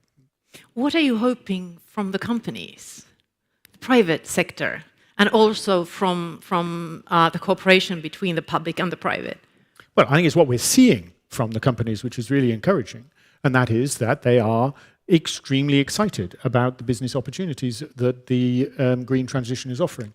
And one thing that we've been doing with the climate city contracts under the mission is we started to aggregate the needs in terms of investment in different sectors. So if we say, looking across the 30, 50 cities that have now presented to us climate city contracts, how much overall does that mean in investment in new energy systems? How much does it mean in sort of upgrading, refurbishing existing buildings? How much does it mean in investing in heating and cooling systems, in clean mobility? And you put that together and say, okay, well, we need this many billion in the next 5 years for energy. We need this many billion, and it's lots of billions. And we've had that conversation. Vice President Šefčovič, as part of his sort of industrial dialogues earlier in the year, we brought together business representatives with representatives of the cities and said, look, this is the opportunity that is out there. And it was a very, very sort of encouraging conversation. So I think there's a lot of opportunity. One question from the audience is that are national governments strongly enough on board supporting the city's mission? Are the cities high enough on the political agenda? No. Okay, and the next question. No. I mean, look. I mean, there are different. I mean, the message we get from the cities is that, and it's clear that they will only fully succeed if you carry also the national authorities with them, in order to make sure that the regulatory framework is well suited for the challenges that we're meeting, to promote the spreading of knowledge and ideas about the mission to cities that aren't in the mission. And so we're working with all national governments to try and develop what we call national program platforms to support that. And there are some very good examples where it's working very well. And the good news is that Finland is one of those very good examples. And there are other examples, Spain, Greece, Austria, other countries which are very, very successful in providing support to their cities in the city's mission. And there are other member states where things are going less well, in some cases because of the sort of political landscape in those countries, and we have to try and work with that. Yeah. But a consistent message that we get from cities is that help us to carry the message also to the national authorities, and I deeply understand why that's important. So it's going well, but it could certainly be going a lot better. Okay, thank you for the explanation part. Not just no. Well. Okay, another question from the audience. Steel and concrete are very emission-intensive materials, and cities have a big role as their users, especially concerning infrastructure materials. How could Turku and other cities work as forerunners in terms of reducing these emissions? Well, I mean, it's true that, as you say, there are some heavy building materials for which we are still developing sort of low carbon, zero carbon alternatives. But I was in Helsinki yesterday, and we visited the new metro line number 13. So it would only open 2 weeks ago, so some of you might not have yet benefited from it. But they were talking to us about the investments that they'd made in this new metro line to connect a new part of the city. And they had a really forward-leaning policy in reducing the percentage of virgin new materials of concrete and steel, and finding low carbon alternatives. And that is, I think, the way that we need to go. And now speaking, in my role as in DG Environment, under our legislation for the sustainable products legislation and circular economy, we are going to pick on a number of sectors, and it might include steel and building materials, where we are going to be promoting much more circular management principles in future. And so, but it's a challenge which will take us a while. But again, it comes back to the point earlier about, how do we put Europe in the leading edge of developing these new technologies? The first person to put fully carbon neutral steel on the market is going to have, really big economic opportunities in future. Patrick, thank you for being here today, and all the best for the future. Thank you very much. Thank you.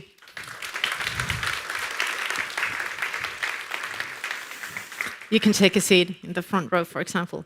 Ja nyt jatketaan sitten suomen kielellä ja kohti sitä. They'll continue in Finnish, and we will move on towards the climate work being done in Turku.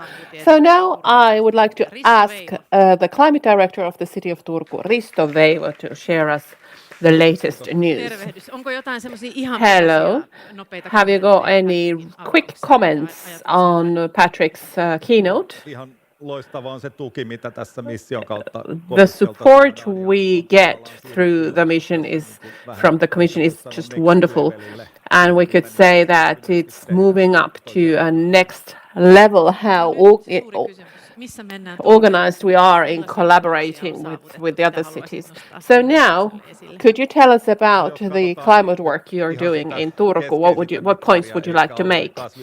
If you look at the essential indicators, the greenhouse gas emissions development, we have got a 30% reduction from the 1990s level. So this is actually a huge achievement, and our emission level per capita is very low. Currently, out of the large cities in Finland, it is the lowest. Nevertheless, it is a challenging road to become carbon neutral in 2029, and we're going to need about 90% reduction in emissions from what these levels were in the 1990s. But we are on the right path. And to speak in broader terms, we can say that we are starting to have a strong common vision on the green transition and the low carbon future. In this region, we see it as a key success factor. And that's what our entrepreneurs, young people in working life want. And I think I'll get to the Commission's role in a while, but we've been working persistently over 15 years on this, and we've had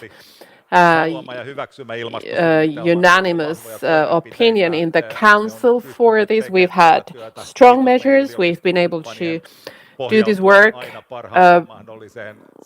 thanks to our university partners based on the latest information and the information that's constantly being updated. And we've also had the major energy players involved, but also the citizen society, academics,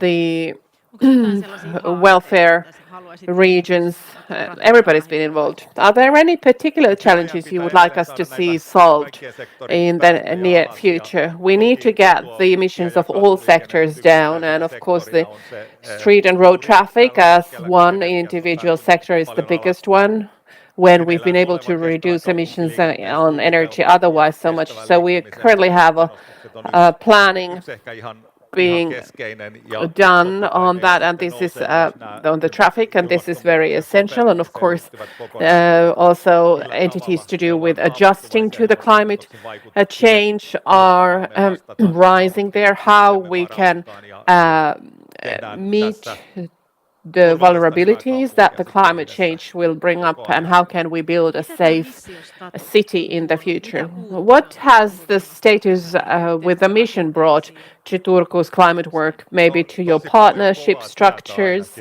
Well, it's brought a lot of hard work, at least.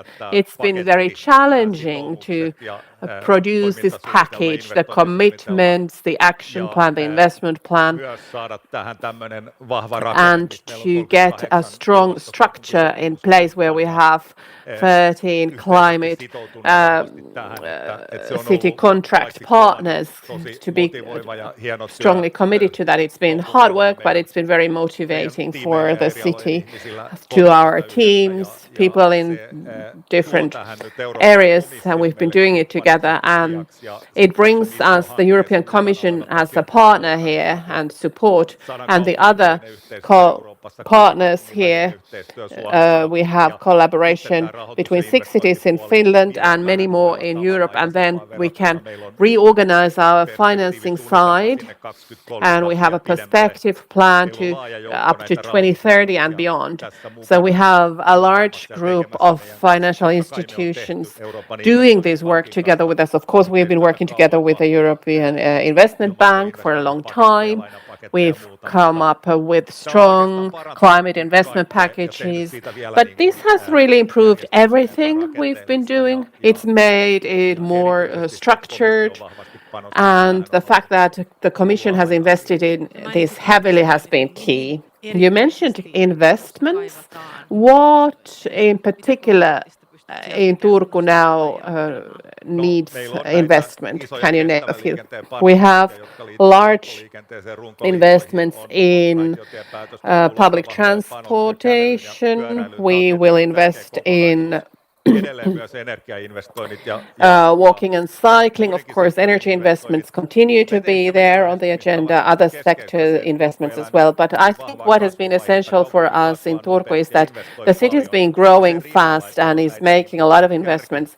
And at the side of this, we have these climate investments. We've also looked at all investments of more than 1 million euros with the climate perspective. We've looked at the sustainable development taxonomy in this and we are spreading this approach further. We're looking at biodiversity, circular economy issues, and impacts on waterways, the sea, environmental pollution. We have these 6 perspectives, so we go through all the perspectives in big investments, and this is a systemic change in addition to our high impact sphere investments. Well, I had thought I would ask you more details about it, but you gave us a lot of detail already. What are the next steps? Well, we have the Covenant of Mayors model complemented with the mission requirements, which involve a 4-year thorough assessment and update. And this is what we will have next winter, next spring ahead of us. So we need to find more ways to intensify our work so that in 2029 we will be carbon neutral and after that a carbon positive city. And we are doing this in collaboration with a large network of cities, and we now have better opportunities for that than ever. And now the last question for you, because the audience was asked if they had invested in the green transition. What about you? I'm sure you've done something wonderful and new since you're a pioneer in your own green transition. Or have you already done everything? Työkseni ja ehkä se on semmoinen, ei se nyt ole ihan 24/7, mutta se on aika semmoinen niin kuin ehkä elämän tapa ja hyvin motivoiva työ, mitä tässä tekee, vahvat panostukset siihen. On meillä nyt tietysti kotona energiainvestointeja ollut ja Fillariinkin mä ostin uudet renkaat tuossa vuosi sitten, että ympäri vuoden pääsee edelleen hyvin menee. Kyllä mä näin, että polkupyöräkypärän kanssa se tännekin. I could see that you came here by bike. Sinut on nähty. So we've spotted you. Trista, thank you very much. Ja nyt keskustelu jatkuu sitten paneelissa ja mä katselin tätä ohjelmaa, että tämähän on hyvin maltillinen tämä meidän So we will continue with our program in a panel. And of course, the title is very simple. It is how to finance the carbon neutral Europe. So we have about 25 minutes to solve that. But we have good people here. So we'll start with the mayor of Turku, Minna Arve. And you can take your seat where you want. Welcome also Jaani Pentikäinen, head of Pietikäinen EIB head for the group office in Finland. And we have Marko Joas, vice rector from the Åbo Academy University. Please, gentlemen, can you sit down next to each other there, and I'll stay here at the side. And Minna has her own bench altogether.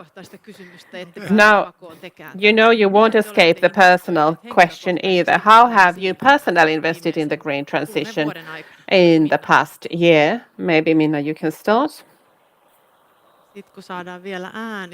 As soon as we can get the sound working. Nyt. Ole hyvä. No, the sound is not audible. Saadaan sieltä mikrofoni. So we'll get a microphone here. Personally, I have invested in solar panels at my summer cottage a couple of years ago, and that itselle uudessa muodossa. Mä oon siis 3. kesää. Is a new form of spending summers to me. This is the 3rd summer for me, so we haven't had a cottage before. So right away we got solar panels there. Jani, please. Viimeisen vuoden ajanut In the past year, I have had an e-car. When you get used to that, it's very difficult to go back. And was it hard for you to get used to it? No. But I drove to Turku from Helsinki. And on my way here, I was thinking that all the new drivers should be taught in driving schools with e-cars, and they should only maybe have one class with the traditional combustion engine cars. Because if young people would only try e-cars, they would never want to use old-fashioned technology there. And then, Mark, of course, I could get solar panels at home, but I'm going to show a small example. My watch here is a Citizen Eco Drive from 2001. It's a present from my colleagues for when my PhD was completed, and I've been wearing this watch. I haven't bought a new one. I trust it, and it actually operates on solar panel. For 23 years, it's been ticking on. So it's a small thing, but in any case, I haven't had to buy a new one. That's a very good example. And before we get to the actual topic more deeply, I just want to remind the audience that you can send a message on the message wall, or you can wave your hand and we will give you the floor. But if we now go to this topic through your roles, how would you crystallize the role of yourselves and your organizations in the development of carbon neutral cities and carbon neutral Europe? What is the core? How would you describe that? Minna. So I have been fortunate in taking part in the European-wide discussion on funding. There are many dimensions, and one good element that EIB is doing is offering green loans. Of course, you have broader category, but we look at it from the city's perspective. We have had a 350 million euros loan through your bank in schools and daycare centers mostly, and they have very strict criteria on how to get green funding. And in the first round, we had to do a lot of work and learned about the process. But this is one very important question, so that the financial institutions' opportunities to encourage this way and to demand too understanding of how green transition is being done and how green investments are done sustainably in any way. And by that, we can also take advantage of lower margins. And it should, in absolute terms, be the other way around. If you don't meet these criteria with those investments, the money should be more expensive. So this is a rough approach, but it is very efficient in understanding how funding can directly and quickly affect the practical choices people take. And of course, Minna has a lot of experience on the European scale, and Liadaston unfortunately couldn't make it here, but I think we may have a surprise and we can send some greetings to Lee here. And we have Patrick Child, who's responsible for the mission, present here. The mission programs are hugely important for us pioneering cities who are investing our own money a lot in making green transition in the front, and the pioneers always have to pay a little bit more than others, and it's important that we get funding to these projects. Jani, how do you crystallize your role on this theme today?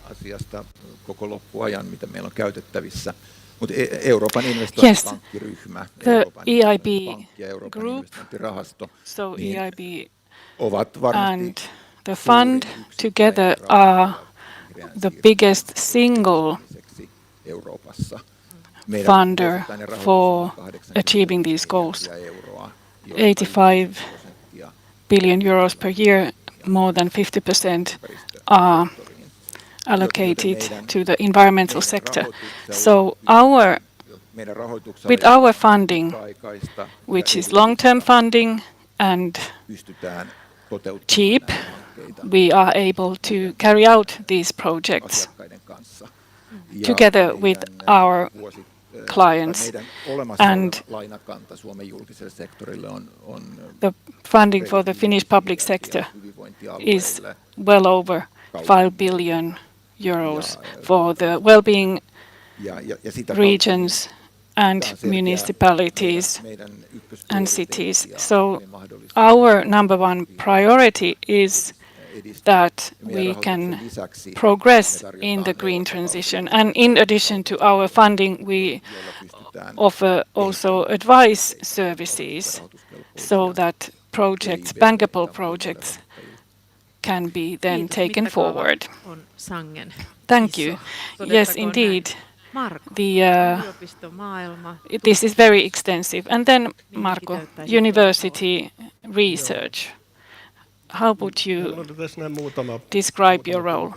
Well, a few months ago, we analyzed internally what type of activities we are carrying out within environmental and climate action with the city of Turku. So we looked at what type of rental contracts we have, what type of facilities we make use of, transport, etc. However, I gave a presentation on this where I emphasized two items. First of all, training, education. We train future experts for the benefit of the whole state and for companies.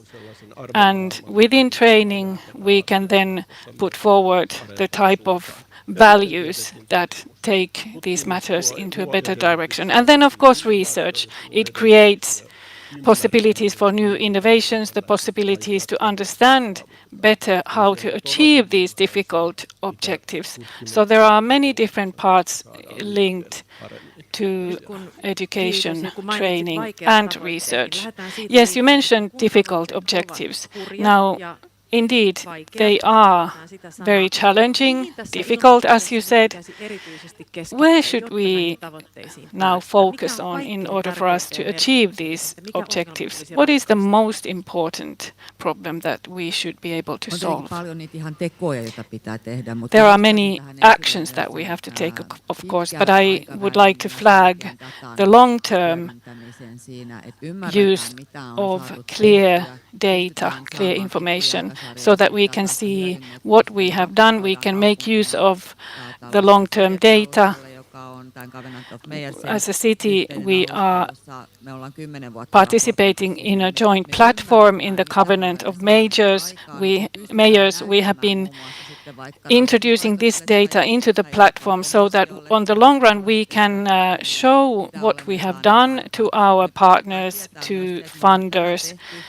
And we also know that when we have this information, this data available, we know that we are achieving our goals in certain area by 2029. And this data is also important in the way that we can then look at, we can draw correlations and relations between different types of work and the funding that has been used for that activity.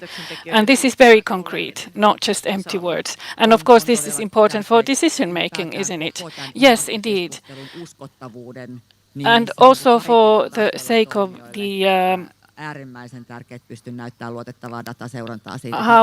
how reliable the work on climate action is. So we need concrete information. And Marko, I'm sure you are happy to hear this.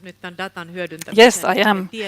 So lisäksi. The use of data and information, that's important. What about from the research perspective? Well, if I look at my own research activities, I've done research on sustainable cities and environmental work, climate work. Patrick Child very well emphasized the importance of lobbying, of having an impact. So we have to include citizens in this democracy. If we cannot involve citizens, we fail. They have to understand why these decisions have to be made. They are difficult. And then political leadership is important. And thirdly, long-term activity. Even if we have problems or challenges, we should not surrender. We have to keep going, try to find the solutions. So these type of methods, inclusive method, and strong leadership, they help us to achieve certain objectives. Nämä mainitsemasi osa-alueet tällä hetkellä toimivat. Onko meillä And how do you see this? How does this work? Do we have enough strong political leadership? In Turku, do you mean? Or in general terms? Well, you can choose which one you want to answer. Well, the case I know the best, where I work myself in Turku, I have to say that in Turku, political leadership has been very strong for a long time, and this activity has been constructed together with the university community. And long-term activity here is key, and I think it's quite clear for all of us who are involved here. We are talking about long-term investments, so we have to look at things on the long run in order to see results. And then perhaps a question to Minna. Political leadership, how do you see this on the EU level? You're also involved in international networks. Miten paljon nämä maat ja kaupungit eroavat toisistaan nimenomaan tästä näkökulmasta? How do countries and cities differ from one another, decision making, long-term activities? In the cities there is strong political leadership, perhaps much more ambitious level of leadership in the city level compared to the national level. And of course, through this political leadership, things happen a lot in cities. They want to show example, they want to show leadership to other cities that are still considering which way to go and what to do. We can show to other cities how much we can achieve even in the short term when we have good leadership, strong leadership, inclusion and of course funding. Jani, what should happen in your opinion in a different way at the moment? 3 items. First of all, in European cities, 85% of Europe's GDP is being produced, and 65% of CO2 emissions are produced in cities. The fact that cities have the political will to take these things forward is extremely important. And then secondly, climate neutral cities mission, so the mission label, is a very important example, important model through which we can distribute these models to other cities. Tampere, Espoo, Lahti, Lappeenranta, Turku and Helsinki are the important cities in Finland in this respect. And then thirdly, of course this is a very extensive question, and when we look at the sectors and per capita emissions, there are different sectors involved here. tehdään hiilineutraaliksi when we look at energy sector and try to make it carbon neutral. It's not solved like that. We look at the subsectors within energy, but we have to focus on certain important sectors. In terms of Helsinki, we can see that they are focusing on this in order to solve problems, and they received funding for that specifically as well. So we cooperate. Now let's move on. We have a couple of questions already from the audience, but perhaps one word about the geopolitical situation at the moment and what are the challenges. What is your opinion? How is this particular situation impacting the achievement of climate goals? Energy transition and clean energy, they are key in terms of security of supply, that we would not be dependent on gas from Russia or oil from Russia. So this is a highly important security issue. Now let's move on. Environmental funding. How is it working? What is working well in your opinion and what is not working so well? Perhaps it might be a good idea to look at that side of the coin as well. Jani, what is working in your opinion in funding and what is not? Well, julkisen sektorin rahoitus toimii. Public sector funding works very well when we look at big projects. They can always find funding. However, julkisten toimijoiden budjetit ja mahdollisuudet. The budgets in the public sector and their lending ability is limited. Olisi tärkeää, so therefore, yksityinen sektori it is very important that also the private sector could be even better involved, and also certain life cycle models and public-private partnership models should be used. Minna, can you agree? Yes, to a great extent.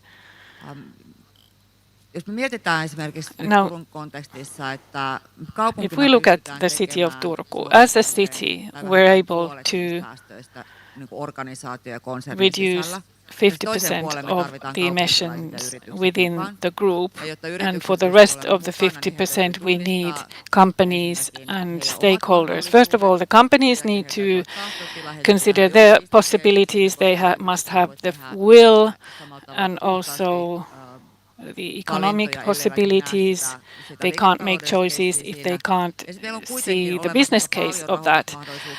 Then there are funding possibilities in terms of research and development, also in the EU, but we don't always know about those. So in the environmental team with Business Turku, we can advise companies, we can give them information on these funding opportunities from the EIB, but also from different programs. So this is where we can never have too much information. There are certain challenges here, and we really want to focus on this. Thank you. And then Marko, research funding. Perhaps it's also something we would like to discuss. Is there enough funding for research? And if not, what should be done about it?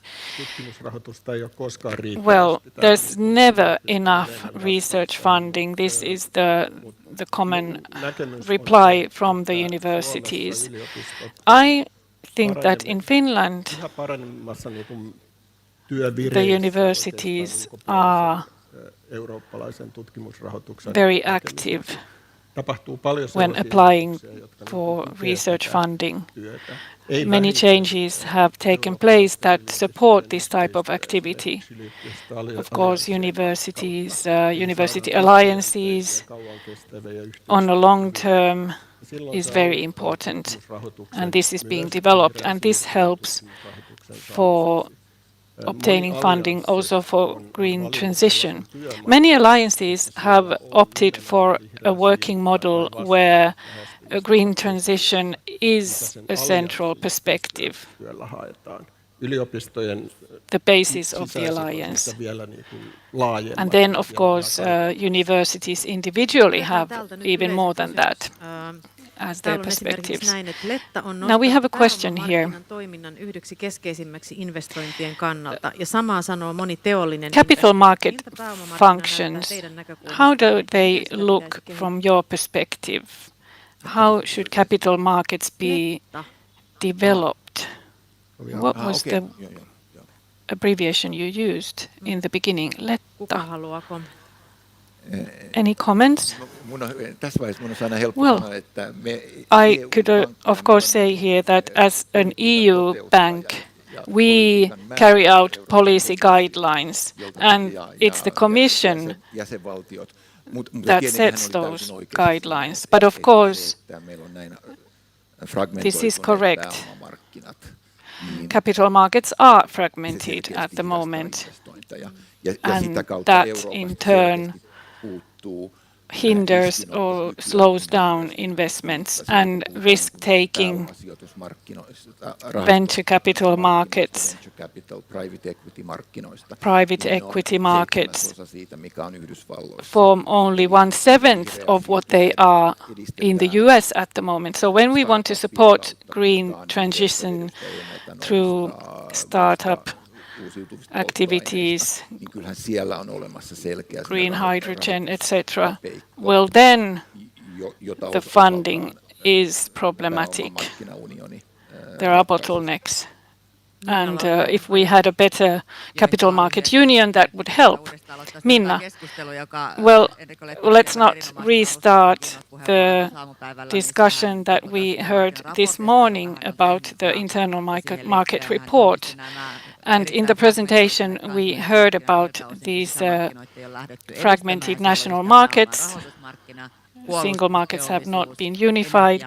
Defense industry, energy markets are at stake, and also telecommunication sector, telecommunication networks. So there we always lose on the European level to China, India, and the US. So I can agree that in Europe, this is something that we will need to work on in the future. So he promised to give us a short comment on what you have heard. What thoughts do you have? Yeah, thanks very much. No, a very rich discussion, and a lot of things that we've heard, I think, resonate very strongly with what we've been working on through the mission. We certainly recognise that the funding and investment challenge involving all the different actors, public, private, the capital markets, all are going to have to play their part. And we, through the mission, I should have said, we have 360 million euros over a few years specifically dedicated to the mission. And one project that we were discussing just at lunchtime with some of the colleagues from the city administration, which I think speaks to a lot of what we've talked about, is a collaboration which is funded as a sort of pilot project through the mission with the city of Turku and with the local university, where you are tapping into the research expertise in the university about psychology and sort of working with communities and cities to see how the green transition, the policies that we're developing, influencing, nudging the behavior of citizens. And for me, this is a very, very good example. I also should have mentioned that, with the European Investment Bank, we have this great partnership, but they also announced a dedicated 2 billion euro lending facility at our Valencia conference, specifically for cities with the label in the mission. And that brings me to a wider and final remark, and perhaps a bit controversial. I don't think that in the end, there's a shortage of money for investment in the green transition, in cities or anywhere else. What there's a shortage of is mature projects which are sufficiently sort of attractive and ready for investment for them to go live. And that's where I think that the work that we've been doing with cities, including Turku, in developing specific, really well thought through investment strategies, where we don't just say, well, we have an ambition of having clean mobility, but we have an ambition of achieving clean mobility by investing 10 billion euros in a new electric tram system by 2035, or I don't know, I don't want to give ideas to the government, but those sort of projects, once you've got the details worked up, you're working with partners like the investment bank, like the capital hub that we're working on, then you immediately become attractive to the competitive landscape for EU and private funding. And that's where I think the real value added of the work that we've been doing through the mission on the investment strategies is going to pay off. So, really good conversation. Again, congratulations. Thanks for hosting this wonderful event. And I'm grateful for having this opportunity to close things off. But thanks. Thank you so much, Patrick. Yes, you can give applause. Tähän loppuun mä ajattelin, että nyt... Before we finish, I was thinking that since Li Andersson is not here, you all can express some wishes for her. What you hope from the EU and the members of the European Parliament in particular to promote the climate work. Well, I hope that the European Parliament should support the collaboration between cities and states and regions, and that the financial solutions that the Commission ultimately grants when there are new structural funds and new terms will be renewed, that they take into account the direct funding for cities and municipalities, and where we talk about the mission funding and the types of funding we now have in place should be put under the Regional Development Fund. Then they should really make sure that it's allocated to particular regions so that the national decision makers can't interfere with those decisions. Well, I have a very concrete hope, and Prime Minister Orpo also mentioned the InvestEU program and Finland's goal that the funding in the InvestEU program should be increased in the next MSF, and I hope that the Parliament and the Finnish MEPs will also remember that, because the EIB group is carrying out 75% of this program, and that means that we are funding the green transition and the urban projects too. So don't forget about the InvestEU. And then, Marco. Well, I also hope that particularly funding for research, the content has to be enough long term, so that they have the opportunity to develop the research content in the future within the same topics. So to be able to work in the long term, no too quick changes in there, but to work for a good cause. Thank you all three who work for a good cause here. Ja mä tiedän, että ihan kaikkia kysymyksiä ei pystytä... And I know we cannot ask all the questions that we get, and sometimes the questions come at the stage when we've already moved on, but please continue to placing them on the wall. I will take them up as much as I can, and of course they will be forwarded to the decision makers and speakers, so maybe we can get answers later. But next we will hear more about what the vision for Turku urban development is like, and what are they investing in here in concrete terms here. So I would like to welcome Timo Hintsanen. He already stepped on the stage here. Yes, a very good afternoon on my behalf as well. And at this stage of the Climate Forum, probably I will be touching upon some of the same issues that have already been mentioned. In my short presentation, I was asked to bring more images to make the approach a little bit lighter in terms of what we're doing. I will focus on three approaches myself. First of all, the kind of city we are building to reach carbon neutrality. Secondly, what kind of investments we are making and under which principles. And thirdly, how we move about in the city. Earlier on this summer, we have published a vision on the Turku Sea city that will reach well beyond 2029, 2030. And it contains a very new kind of a lifestyle, a new, more sustainable form of life, sustainable construction, traffic, services, and so on. But most of all, what I found important as an element is the new relationship to the sea and the nature. It is something that will certainly come up also in an urban environment. This image is from an area which is currently just an asphalt field in the port of near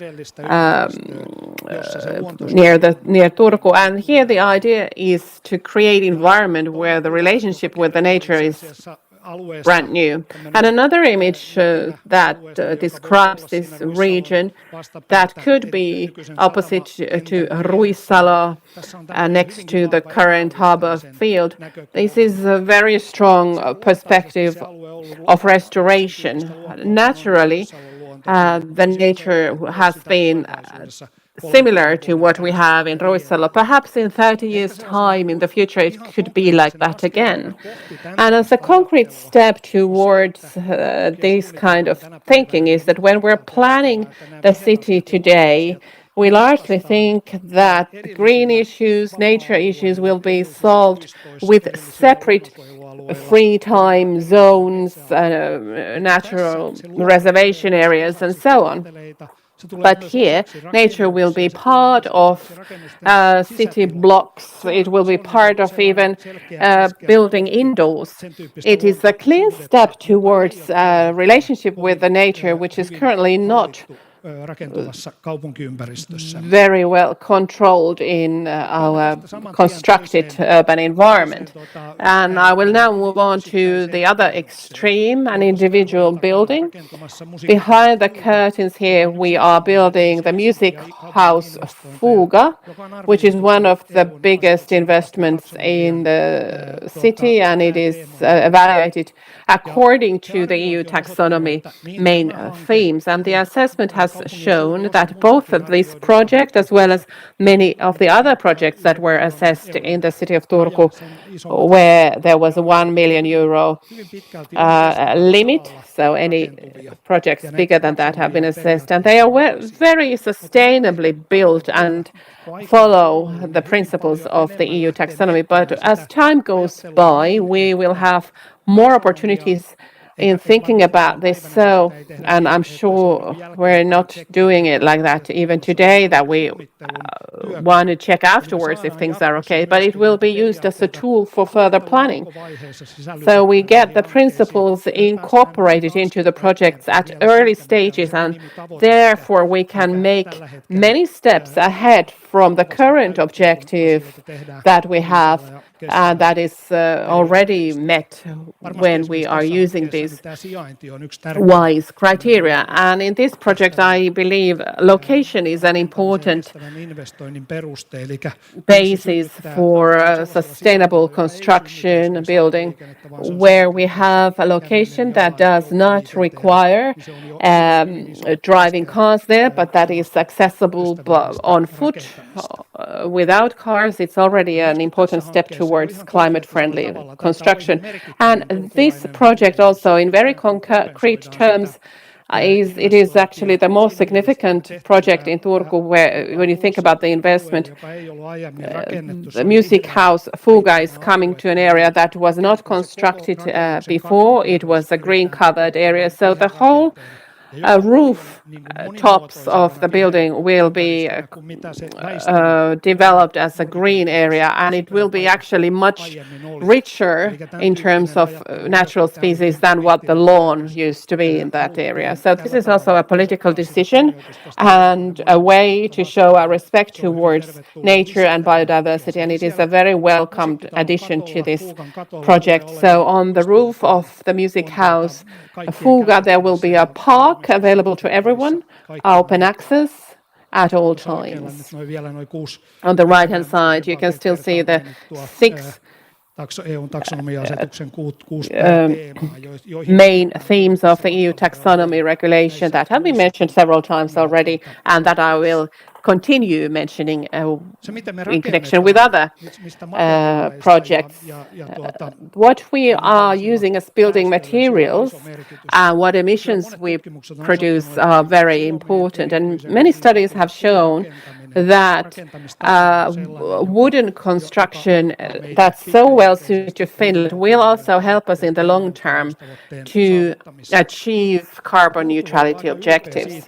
Turku can actually be proud of having one of the largest modern wooden town projects meeting those criteria for such a new area. And by this, I would like to underline the fact that cities too have many individual pilot projects that can to encourage increasing building with wood, but in reality, significant effects with regard of the climate can be achieved by changing areas or building styles in larger scale as a systemic thing. And there's actually a small video running here. And so building materials, as Patrick Child already mentioned, are something we need to think about when we are using with concrete to come up with low carbon solutions. Yesterday, Rakli published a roadmap to sustainable construction, and what was noteworthy there that I would also like to emphasize is that according to that roadmap or study, we can achieve about 15% climate impact if we engage ourselves in renovation work where we tear down an old building and build up a new one that has a solution with meeting the modern criteria with in terms of energy, for example. But we can get threefold emission reductions if we change existing buildings into new use. And with Patrick Child, we were touring Turku, took a 2-hour walk, and it made me realize too how good Turku is in finding new uses for these old buildings, and that also is preserving the urban visual impacts. We have many industrial buildings that have been transferred into a new use, and this is a very sustainable way to build, and by using existing resources, Locom also as one example of Center for Creative Work. And I would like to refer to the new European Bauhaus that I personally see, so that the original Bauhaus was a kind of a declaration for doing something new, doing things in a new way. And the new European Bauhaus, 100 years later, launched, in my opinion, declares a circular economy, utilizing existing and old things, not so much as, or not that much producing anything new. And if we have examples from Turku, the restaurant Koulu School, or other such projects, they are things that we should utilize also in as our image. And of course, we have old buildings that need to be renovated. Currently, we are in a building that is 90 years old, and it has been renovated in a very good way, and it's used more extensively. So this is what I would like to see more in the future as well. So not to tear down, for example, old school buildings. I hope we can also find examples of residential buildings and so on. So sustainable construction is one thing that will stay on our agenda in the future as well. And as the last point, mobility, and there was talk about the new tram line. And when construction requires steel and concrete, we should try to use very low carbon materials as much as possible. But I should emphasize that the construction phase is just one part of the life cycle where tram line becomes one core of the public transportation. It won't solve anything on its own, but it means that we can build up a system that is more sustainable than before and will meet those challenges that Risto Veivo saw as the biggest challenges for the future of Turku. And as the last image, the center vision published 7 years ago, developing the city center to be more climate friendly, favoring cycling and walking and being a shared center for everyone. And this makes sure that we're looking much further ahead than just a couple of years on. It can have very significant impact. So this was my brief introduction of these projects in Turku. I didn't want to get into energy solutions this time. Selkeästi nyt tähän paikalliseen. Kiitos. Thank you very much. Sä voit vai onko sulla vielä jotain? Ei mulla. Unless you have anything to say. Well, I'm just checking the Tänään on mainittu tänään ilmastokaupunkisopimus, joka Turussa on tehty siis 38 kumppanin kanssa. Climate City contract was mentioned today, and we can now listen to 3 partners on what type of climate activities their organizations have carried out, so we can show concretely what has been done. Meyer Turku, Communications Chief Maija Hakala, Turku Cooperative, Risto Turku, and Petteri Rinne from OP Bank Turku. Welcome to all 3 of you. Now, please choose your seat on the stage. All of 3 of you promised to tell us in a nutshell how your organization is carrying out environmental activities. Niklas, how is it going? Well, it's going very well, I can say. It's wonderful to be a partner with the City of Turku objectives. When I prepared for this presentation, and I was looking at what we are doing in terms of carbon neutrality and sustainability, S Group and Turku Cooperative, we are both carbon neutral, will be negative soon, so electricity that we use is produced by our own windmills or water plants. And in addition, we try to go under the 2015 level, below the 2015 level first, 0 emissions, and then go even further, i.e. reduce energy consumption. And then food waste, we have about 100,000 client events each day. So we have been able to reduce food waste under 1%. However, we try to get even below that and achieve 0. So we're working very hard on that. And then, at the moment, we are the biggest retailer of food, and by 2030, 80% of all the food we sell should be of Finnish origin. I think this is the best sustainable act that we can carry out. And then, as we heard from Timo, in terms of renovation, construction work, we invest about 40 million in our region. And each euro that we invest is a sustainable euro in terms of renovation or cooling equipment. They take up a lot of energy.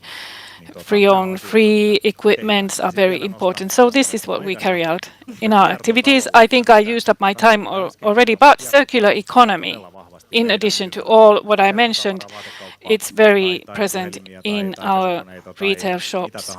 Whatever we sell, mobile phones, washing machines, etc. So in terms of circular economy, our shops will look quite different from after a year from now. And then a question that came to mind, Marko mentioned democracy and inclusion. How do you see your customers, citizens? Are they willing to participate? Because they have to make choices, decisions on what to purchase. Is it difficult or not? Well, that was the right question. Indeed, this is one difficulty. Of course, we all want to consume in a responsible manner and make choices already in advance and make this visible. What is responsible consumption? Does it involve finished products, vegetables?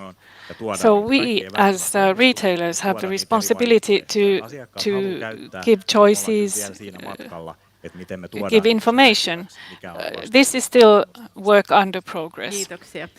Thank you very much. Here we have to congratulate you, Meyer Shipyard, for your latest news. I'm sure that as the communications director, you've been very busy. Yes, we are always very busy, and we have to congratulate all of us. This is a big thing for the shipyard and for Turku. So how is your environmental work, climate activity at the shipyard? It's very intensive. We have solar panels. We have our own solar panel plant on top of one of our buildings, so the energy produced there is being used on the shipyard. And then something that I really want to emphasize, and something that links us to Turku Energy, is that according to information, we are the first shipyard globally which is in scope 2 in terms of carbon neutrality, because all energy produced for us is carbon neutral. And this is possible because of our close cooperation with the city of Turku and Turku Energy.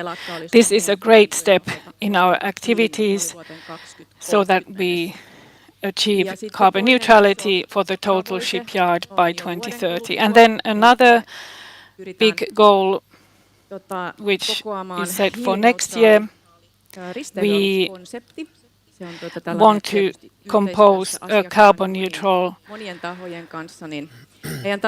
shipbuilding concept together with our partners. And in big international fair last spring, we showed our own avatar on this concept. So we have the shipyard on the one hand, and then we have our products. And then, of course, in addition to all that, we have our circular economy program, where we look at our materials and wastes. Biodiversity is something that we want to support. This is on our agenda. So these are all central factors. And then finally, one more thing. Necoleap research program, which is funded by Business Finland. There we have several projects where we try to develop both the shipyard and the vessel products and their climate characteristics. And then somebody here mentioned that, what if I were to be very critical towards your whole industry, yes, indeed, if somebody was really critical towards our industry, well, I can honestly say that as long as we build ships in the world, then in terms of quality and in terms of environmental factors, they should be built in Finland. I think that we can give applause to that. And then OP Bank, Petteri. Well, I was a bit disappointed that you didn't ask about our individual activities. If you had asked, I could have talked about farming investments. Well, let me now represent the company I'm here for. We are also carbon neutral already. We had the target set for 2025, which we achieved already. As the bank director, in practical terms, it's through the financing choices that we make that have an impact on the green transition. And through this, we can guarantee that carbon neutrality is achieved in this society. And this is our obligation also from the European Union. The banks have this obligation to take this into consideration with our customers. And as Minna Arve already mentioned, we use both the carrot and the stick. It depends on your perspective. So in that sense, banks are in a very important gatekeeper role. And of course, we take climate matters very seriously also in the advisory work that we do.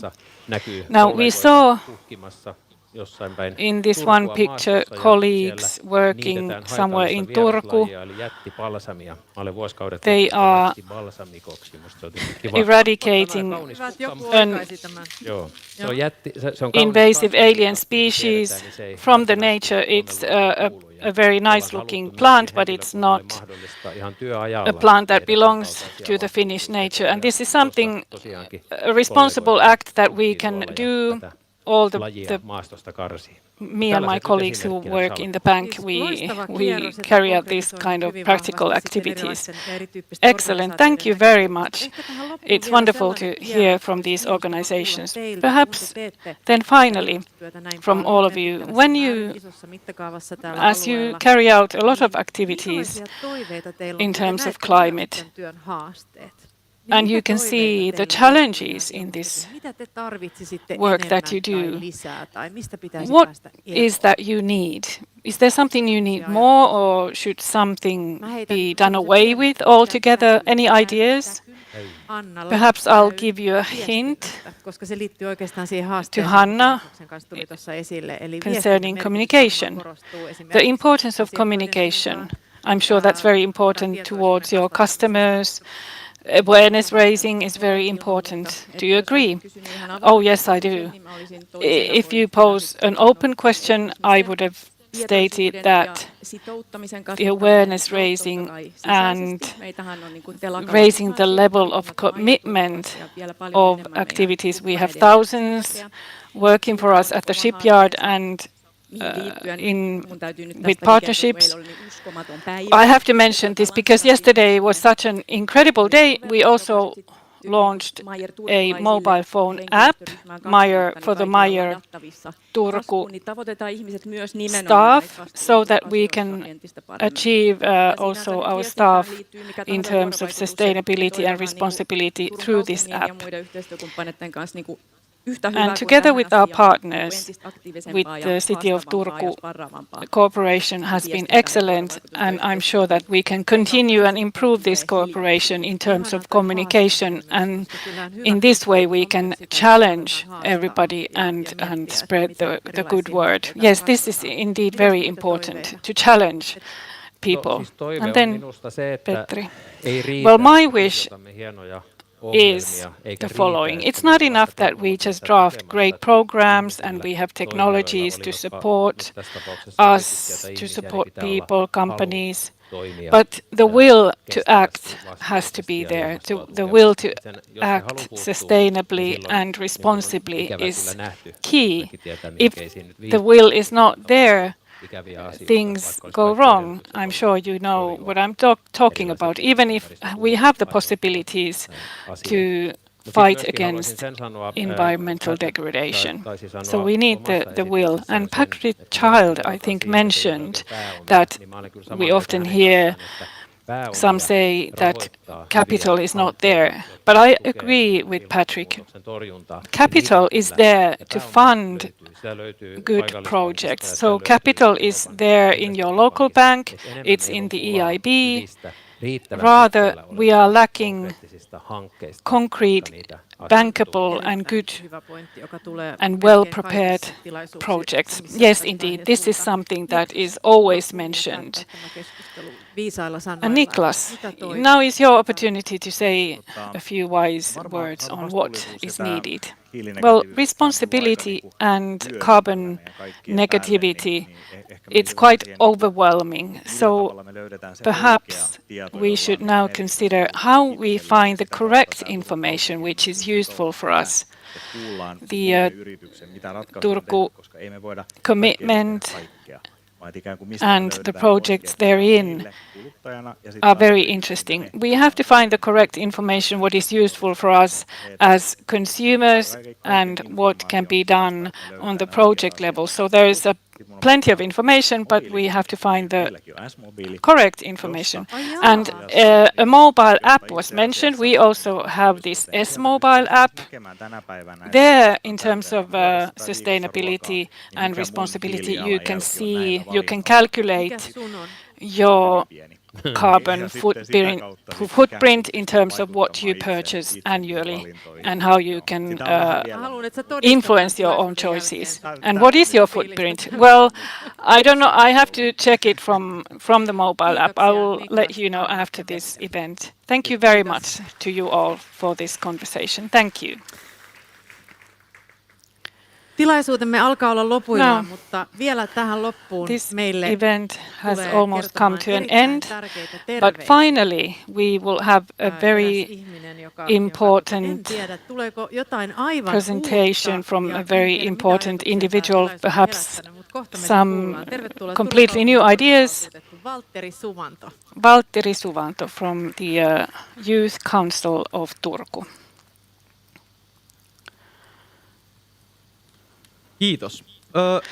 Thank you very much.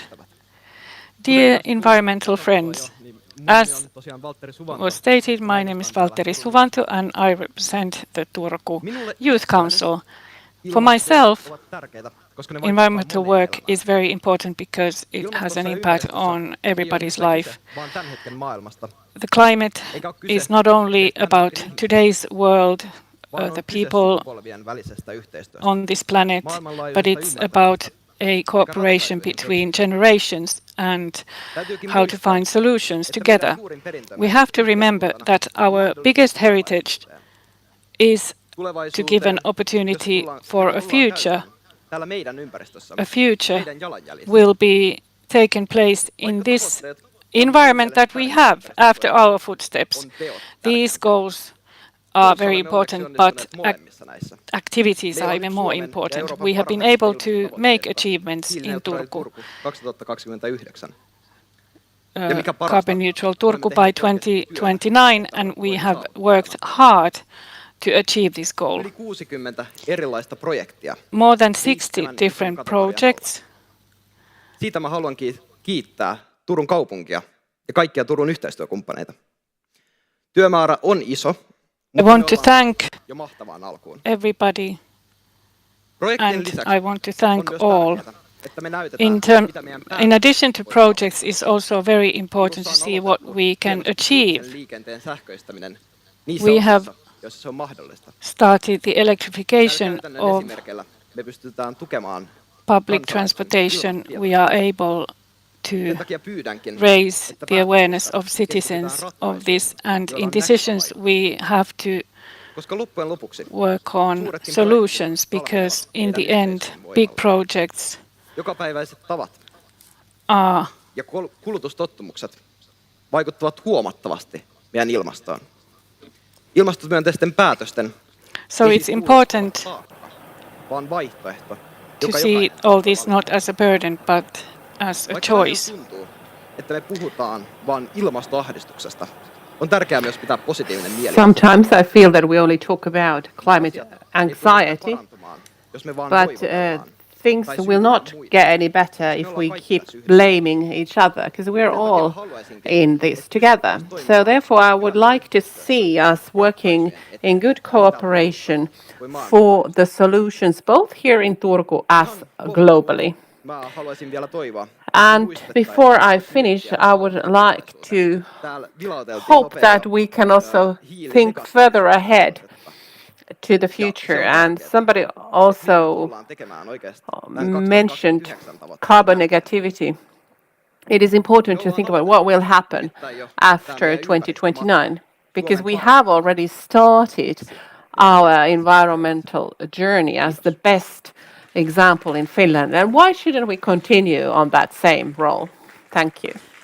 Kiitoksia Valtterille ja kiitoksia teille. Thank you, Valtteri, and thank you, ladies and gentlemen. I think you have lots of thoughts after Valtteri's presentation. We can continue discussions over cocktails here, and thank you to all of you who have been following us online. And our climate work will continue on the different arenas. I wish you all a very nice afternoon. Ja kiitos sinulle, Anna, Eurooppa-foorumin puolesta myös. Thank you also to you, Anna. On behalf of Europe Forum, I would like to thank all the speakers and our audience.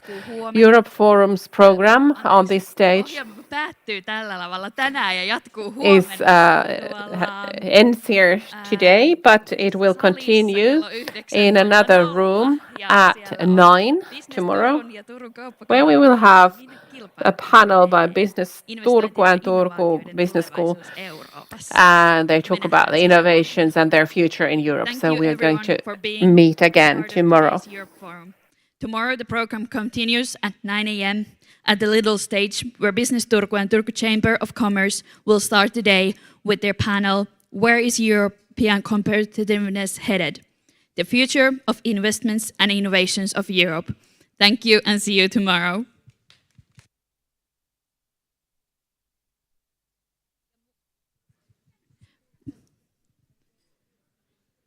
Täältä salin perältä saa juotavaa ja tähän cocktailtilaisuuteen tosiaan ovat kaikki tervetulleita osallistumaan.